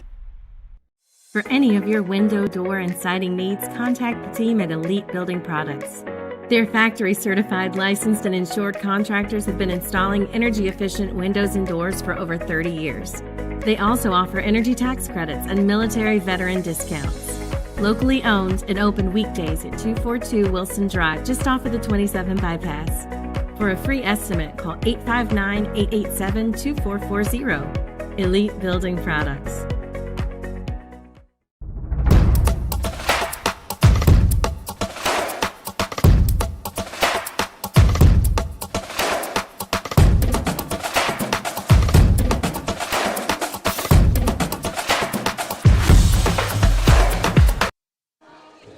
All right, we're about ready to go in overtime. As you might expect, play changes just a bit as they set up the overtime rules. Cisco.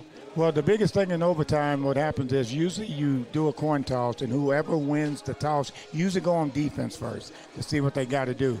This is not NFL. It's not college. The ball gets pushed on the 10-yard line, and both teams gets an opportunity to score. You don't have to go for 2. You can kick the field goal if you choose. So right now we'll find out who's going to go first and which end of the field they're going to go to. So Douglass got a little defensive help from the goalpost there on the did. Last play as the extra point failed for Ryle. Looks like Ryle won the toss, and they selected to go on defense, and Frederick Douglass said, we want to be on this end, away from the scoreboard.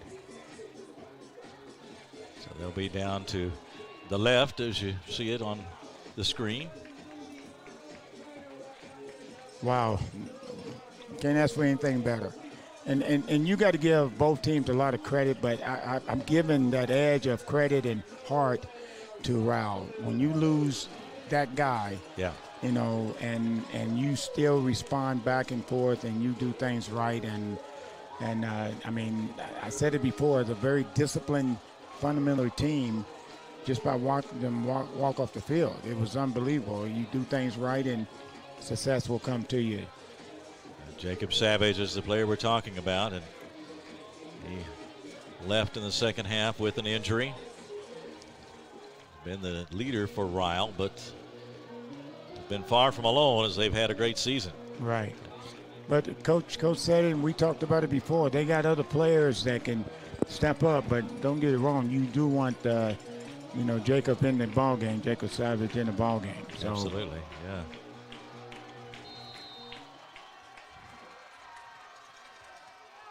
Ready to go. And they give to Dakari Talbert.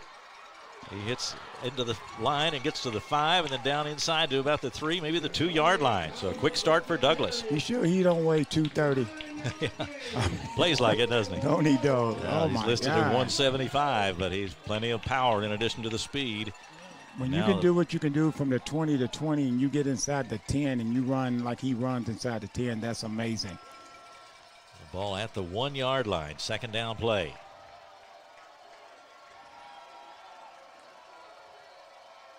Albert again, looking for room and battling for the goal line. He's in. And he is in. So a touchdown for Douglas. Douglas moves on top 26-20. That's called leave no doubt. Give it to your number one.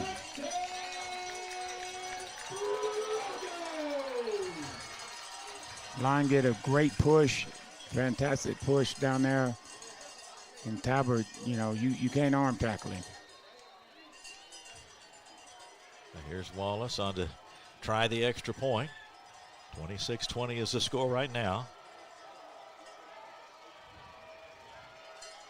Offensive series upcoming for Ryle. And the kick is on its way. And it is good. And it's a 7-point lead for Douglas, 27-20 after the first overtime series. Wow. We'll keep it right here, and now Ryle faces a series from the 10-yard line. We can see if they can do it again. Yeah. Because, like I said, if they keep coming back every single time, we'll see if they do it again. But they, you know, like I said, their backup back ain't bad. He's done a very good job. He stuck it in earlier in the end zone to tie the game up.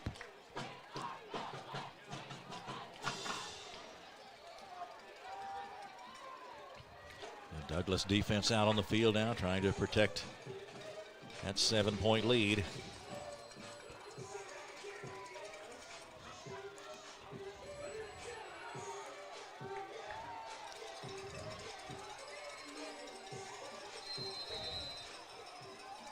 Doing the same formation that they scored the touchdown on. From the 10. He's going to throw it. Virax throwing toward the end zone. And he caught pass interference. And there's a pass interference. Did he make the catch as well? No, he it was dropped knocked it. away, yeah. He's throwing for Lee again. Well, we got a flag. We don't know who it's on yet. Flag came in. Well, I'm looking at the players' emotions because right now both of them just standing there. So we got pass interference on Frederick Douglas.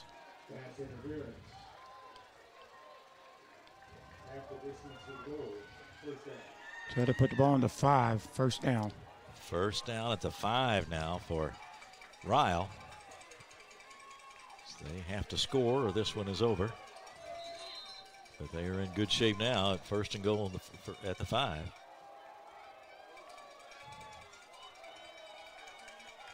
Annis right next to the quarterback, Virax.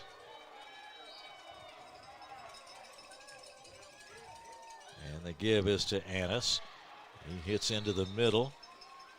Good job of driving because I thought they had him for a 1-year loss, but he gets it down to the 3.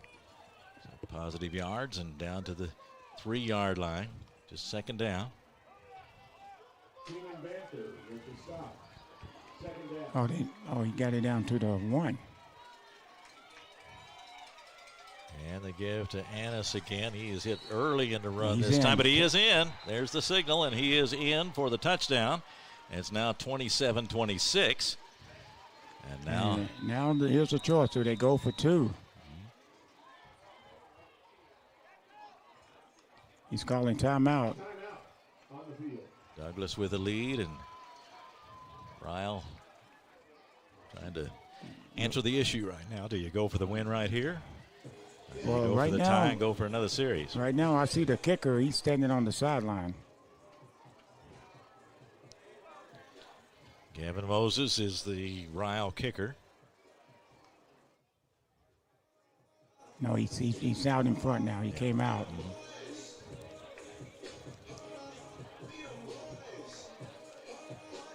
So he's saying, "Are you gonna call on me, Coach? I got you this time."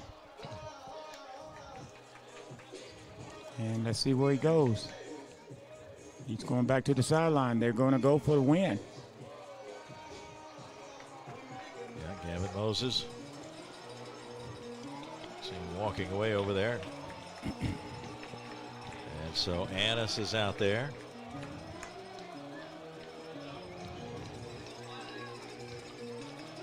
Going for two and the win. The snap to Verax. He's going to take it himself. Comes to the right, cuts into the end zone, and he is in for the two-point conversion, and that will do it. As Ryle has come from behind with the two-point conversion, and they have won this ball game by a score of 28-27. They decided to go for the victory right there, Cisco, and Verax delivered. Well, I tell you what, a great play call of quarterback with two blockers in front, getting on the edge, and he turned his shoulder upfield. And, I mean, a great game, a heartbreak for Frederick Douglass. Again, Ryle did a fantastic job the whole game of coming back after losing their guy. So a very good job with Ryle. So Ryle ends another very fine football season for Frederick Douglass. And they will have their streak snapped. They had been to 6 consecutive semifinal appearances. They've been in the quarterfinals 7 consecutive times, counting this one. But they are defeated tonight by Ryle 28-27. And Ryle moves on. This is their 3rd consecutive quarterfinal appearance and 4th in the last 5 years. And so under head coach Mike Engler, the Ryle Raiders have recorded the victory in overtime, 28-27 over Douglas. We'll take a break and start our wrap-up in just a moment on Glycon.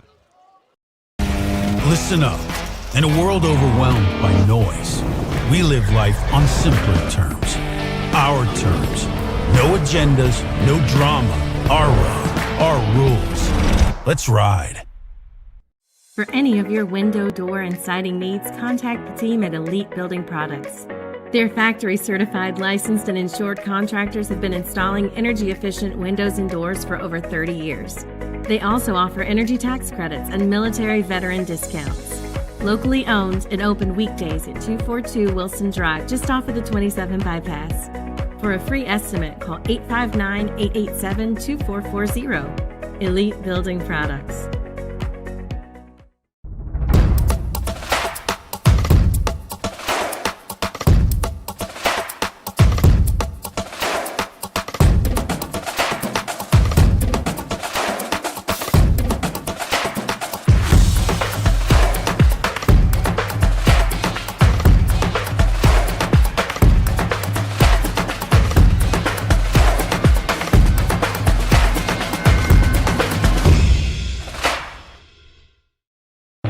Can one college be all things to all people? Bluegrass Community and Technical College can. Learn more at bluegrass.kctcs.edu. Stuck on the road? Call Martin's Peterbilt Mobile Service. Our 24/7 commercial roadside service, truck and trailer repair, and warranty service will have you back on the road in no time. Call us 24 hours a day, 7 days a week. Martin's Peterbilt, keeping you rolling.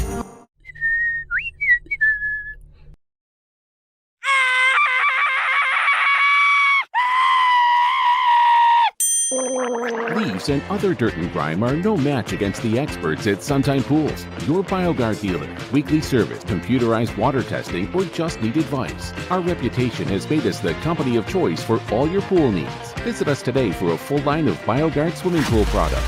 Suntime Pools. Hey, who turned out the lights? Hello? Drive with the confidence and security of a pre-owned Kia from Cartown Kia. This incredible certification package is loaded with a 5-year, 60,000-mile bumper-to-bumper warranty, a 10-year, 100,000-mile powertrain warranty, 10 years of national roadside assistance, and 2 years of free maintenance. Choose from over 70 certified pre-owned Kias or over 1,000 vehicles of all makes and models. It's new car driving at used cars prices with certified pre-owned Kias from CartownKiaUSA.com. Tonight's post-game recap is brought to you by Cartown Kia, your dealership for unmatched design, performance, and savings at 3120 Lexington Road in Nicholasville. Visit them online at CartownKiaUSA.com. We are back at Frederick Douglass High School following what we might call an instant classic football game tonight, a playoff game in the third round, and it's won by Ryle 28-27. They got the 2-point conversion in overtime after they scored. Frederick Douglass had opened the overtime with a touchdown and kicked the extra point to take a 27-20 lead. The Raiders answered, and then Nate Virax, the quarterback, scored to convert the 2-point conversion, and Ryle has won this ball game. And Cisco, you'd like to send both of them along, but you just can't do it. And Ryle's going to be the one that will advance, and they certainly earned it, just as Douglas would have earned it had they held on to win. Right, and great game, both sides, both teams, and regardless, whoever won and lost before it was actually over, it was going to be very disappointing to whoever lost. Well, they were just in a great confrontation throughout the ball game. No team ever really, there was no real momentum. We had some momentum within a series of plays and saw some big plays. Dylan Lee, the receiver for Ryle, made a couple of nice catches and a couple of good throws from Virax. And, of course, we talked about the absence of Jacob Savage from this ball game after the third quarter, and so that was a factor as well. But Damian Anna stepped in and did a great job. And on the Douglas side, Dakari Talbert, who has done it all year for them, continued to do it tonight. Yes. We show him with 210 yards rushing tonight, and he just did everything they asked for him and then some. He did. He played very good football. Every time he touched the ball, even if he got 1 yard, he worked at it. I would love to know his extra yards after contact, because I guarantee he got 200-plus yards. That's got to be 150. Well, that's what we were talking about, the all-around ability that he has. We've seen him get into the open field and outrun people. We've seen him bounce off tackles or just knock people down and run with power. As you said, it looks like he goes about 225. Instead, he goes 175, but he seems to run with the power of a 225-pound back. So he is a very complete player, and he's got another year. He's got another year, and that, I know it's a sad thing, but majority of Frederick Douglass players are all juniors, meaning their offensive line, meaning their quarterbacks are only a freshman and receiver. So a lot of them are very young. Ryle wins it tonight. 28-27 was the final tonight. And playoff football going on all around Kentucky. We'll take a look at the scoring summary. Brought to you by IBEW, Local 369. Power up your potential. Scoring picked up in that second half, but it opened tonight with Nathan Virax, the quarterback, scoring on an 18-yard run for Ryle. No scoring at all until 5:03 to go in the second quarter. Frederick Douglass came back after Moses had kicked the extra point. Frederick Douglass came back with 1:21 to go in the second, and Dakari Talbert, a great 26-yard run to score, a 10-play, 73-yard drive, consuming 3 minutes and 42 seconds, and that evened the score at 7-7 at the half. And that 126-yard run, that probably illustrated as well as anything what kind of runner Dakari Talbert can be. He had to do a lot of things on that one run. On that one run, on all of them, really, he did a great job. Lions, I got to give them some credit, because sometimes people didn't actually touch him until he actually got to that second level, and that's a very good job for a team, a line that's been learning on the job. Other scoring after that then, that tied the ball game at 7-7. Talbot put Frederick Douglass in front with 4:17 to go in the third on a 19-yard run. Wallace added the extra point, 5-play, 76-yard drive, and the Broncos led it 14-7. But Ryle responded as they did throughout the night. Damian Annis, an 11-yard run. Gavin Moses with the extra point kick, and it was a 5-play, 78-yard drive covering 1:19, evening the score at 14-14. Then we're down late in the fourth quarter, 3:15 to go. Frederick Douglass scores. Dakari Talbot, another great run, a 20-yard run. Clayton Wallace's kick was blocked right there, and that left the score at 20-14. It was a 7-play, 70-yard drive for Douglass, consuming 4 minutes and 26 seconds. And then Ryle took every bit of time that was left as they on their final drive, as they scored with no time left on the clock. Damian Annis, 1-yard run. Gavin Moses on the extra point try, but it hit the upright, and that left us tied at 20-20. A 14-play, 64-yard drive, consuming 3 minutes and 15 seconds, and that's all they had. So they got it in there right on time as Annis, who took over for the injured Jacob Savage, turned in a great night tonight. Really battled for all the yardage he got. A total of 85 yards net for Annis tonight. And then in the overtime, Dakari Talbot scoring on a 1-yard run to put Douglass in front. Wallace added the kick to make it 27-20. Damian Annis, 1-yard run for Ryle after a penalty. And then on the play that they called for the 2-point conversion, and talk a little bit about that play, if you would, Cisco, as Virax took it, and we've seen him be an effective runner tonight, and for the game, in fact, he gained 78 yards net on 14 carries for an average of 5.6, but he has a lot of moves, and he is good at looking for his spots. But how did that one break down? Well, that one broke down based on coach getting him in the huddle and telling the line, make sure nobody don't penetrate, because actually it was a slow running play. And he got to the corner. He had 2 blockers. But the whole point is, anytime they ran anything like that in the past, they got penetration, meaning Frederick Douglass linebackers got blitz scalps and creased them. That time, nobody touched him. He turned his shoulders up, got in the end zone. Virax with the 2-point conversion, and that ended things right at that point, 28-27, as Ryle wins it in overtime over Frederick Douglass tonight in a really great high school football game here at Frederick Douglass this evening. We'll take a break and come back with more in just a moment. Ahead, we've got our most outstanding players, and then we'll take a look ahead at next week's schedule as well. Stay with us on Glycon. New recruit, take advantage of our apprenticeship program.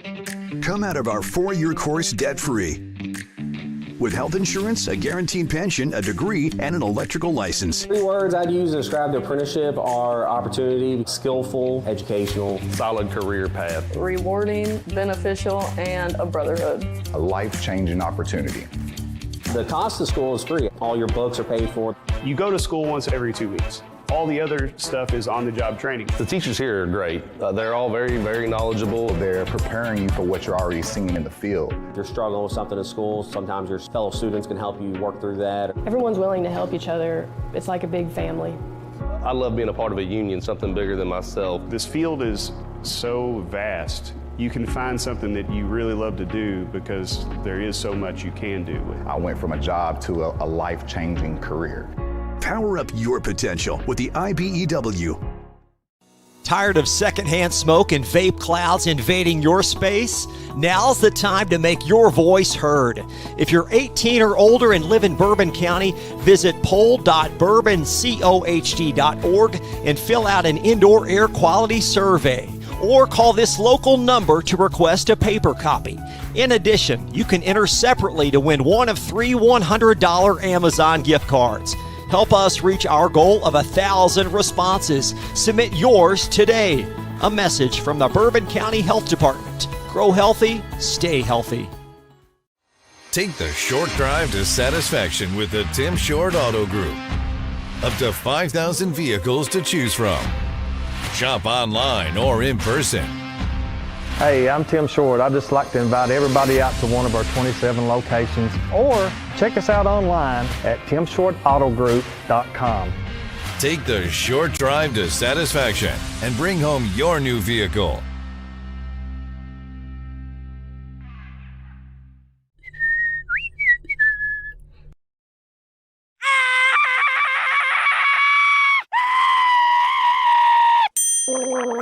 Roofs, and other dirt and grime are no match against the experts at Suntime Pools, your BioGuard dealer. Weekly service, computerized water testing, or just need advice. Our reputation has made us the company of choice for all your pool needs. Visit us today for a full line of BioGuard swimming pool products. Suntime Pools. Hey, who turned out the lights? Hello? Research has shown high school sports to be a great community influence. Join scores of local businesses that have partnered with Glycod in sponsoring live, hometown-oriented sports programming on our video and social media platforms. For more information, email info@glycod.com. Home of excellent service, support, and satisfaction, Lexington Outdoor Power Equipment is your one-stop mower shop. Family owned since 1985, Lexington Outdoor offers top brands like Husqvarna, Toro, Grasshopper, and Echo. Plus, free pickup and delivery. Located just 2 miles west of Douglas High School, they're open weekdays and most Saturday mornings. For more info, stop in or visit their website at lexoutdoorpower.com. Lexington Outdoor Power Equipment, the right equipment for the right job. You're watching Central Kentucky High School Football on Glycod. Ryle continues to celebrate at the midfield tonight as they win it over Frederick Douglass in a great playoff game. 28-27 is the final. And Cisco, we need to take care of naming tonight's most outstanding players. That's presented by Lexington Outdoor Power Equipment, the right equipment for the right job. And there have been some games when we've had some tough choices, and tonight, though, a couple of guys really did stand out. Both of them stood out on both sides of the ball. Of course, we're talking about the running back, Talbert, did a fantastic job just making plays and keeping Frederick in the game and putting him in front many times. So for 200 yards rushing. Yeah, Dakari Talbert tonight for Frederick Douglass. 33 carries, net gain of 210 yards. He scored 4 touchdowns. His long run was 44 yards, and he averaged 6.4 yards per carry. Just an absolutely outstanding effort for Dakari Talbert, and so he is our most outstanding player for Frederick Douglass tonight. And for the winning Ryle Raiders, we went with Nate Virax, the quarterback who leads that offense. And, of course, tonight they were without Jacob Savage for a good part of the ball game. And Damian Annis also did a nice job for them. But Virax had to make the big plays and made them tonight, including that very last one. Right, made big plays, throwing the ball, running the offense, doing the right things. I mean, again, that's what seniors do. And he stepped up like a senior supposed to and did a fantastic job to win over Frederick. Those are our most outstanding players, presented by Lexington Outdoor Power Equipment, the right equipment for the right job. And we will take a break, come back and wrap things up with a quick look ahead to next week. And we'll be right back to Frederick Douglass High School on Glycod. Home of excellent service, support, and satisfaction, Lexington Outdoor Power Equipment is your one-stop mower shop. Family owned since 1985, Lexington Outdoor offers top brands like Husqvarna, Toro, Grasshopper, and Echo. Plus, free pickup and delivery. Located just 2 miles west of Douglas High School, they're open weekdays and most Saturday mornings. For more info, stop in or visit their website at lexoutdoorpower.com. Lexington Outdoor Power Equipment, the right equipment for the right job. Listen up. In a world overwhelmed by noise, we live life on simpler terms. Our terms. No agendas, no drama. Our road, our rules. Let's ride. Central Kentucky Driving School is raising the bar in driver education because the safety of their students is too important for anything less. Offering driver training for teens and adults, Central Kentucky Driving School will equip you with the skills needed to become a safe and confident driver.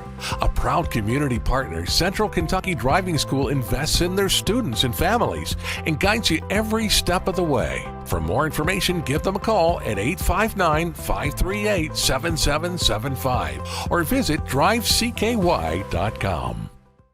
For any of your window, door, and siding needs, contact the team at Elite Building Products. Their factory-certified, licensed, and insured contractors have been installing energy-efficient windows and doors for over 30 years. They also offer energy tax credits and military veteran discounts. Locally owned and open weekdays at 242 Wilson Drive, just off of the 27 bypass. For a free estimate, call 859-887-2440. Elite Building Products.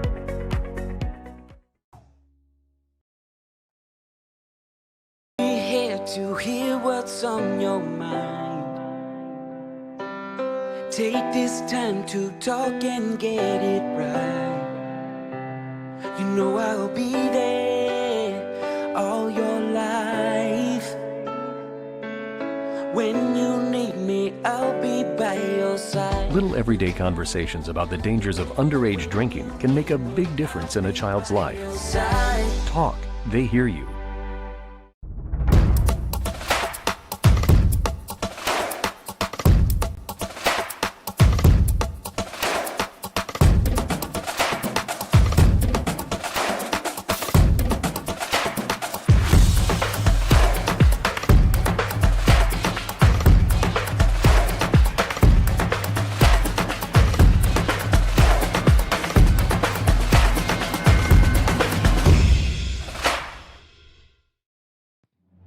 This segment of tonight's game is brought to you by Cartown Kia in Nicholasville, movement that inspires, and by Carpenter's Local 1650. Build your winning career today. Back to wrap things up at Frederick Douglass High School tonight, following a great high school playoff game won by Ryle over Frederick Douglass. 28-27 was the final. Other football going on around the state, of course, and our bracket for next week and for the 6A includes St. X at Trinity, and Ryle, after winning tonight, will travel to South Warren to go against South Warren next week in a 6A semifinal. So that will do it for us tonight. But Cisco, I want to ask any final thoughts? We saw a great ball game tonight. Well, you can't beat this night. It was fantastic. It started off raining off and on, then it just stopped and gave us perfect weather for a perfect game. 28-27 the final. Ryle wins it, and they move on. And we appreciate you watching tonight on Glycod. Appreciate you being with us all season long. Invite you to visit glycod.com and find out about coverage of the future in playoffs in the Central Kentucky and Louisville areas, and also over in Southern Indiana as well. Go to glycod.com and check it all out. And we appreciate you being with us all season long. So that will do it for us tonight from Frederick Douglass High School. For our camera operator, Jacob Johns, and for our producer, Jackson Miller, and for Cisco Bryant, I'm Keith Elkins. Again, the final score in overtime, it was Ryle 28, Frederick Douglass 27. Good night from Frederick Douglass High School on Glycod. From Glycod, this has been Central Kentucky High School Football.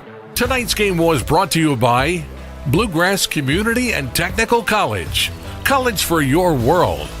Man of War Harley-Davidson, 100% Kentucky owned and operated. IBEW Local 369, power up your potential. New Vista, we see the good ahead. Martin's Peterbilt, keeping you rolling. Elite Building Products in Nicholasville, where you'll find top quality products for your home. Lexington Outdoor Power Equipment, the right equipment for the right job. Suntime Pools and Spas, good people to know if you have a pool. And by Fast Signs. Visit glycod.com and follow us on social media for information about upcoming broadcasts and other high school sports content. Thank you for watching this live sports presentation on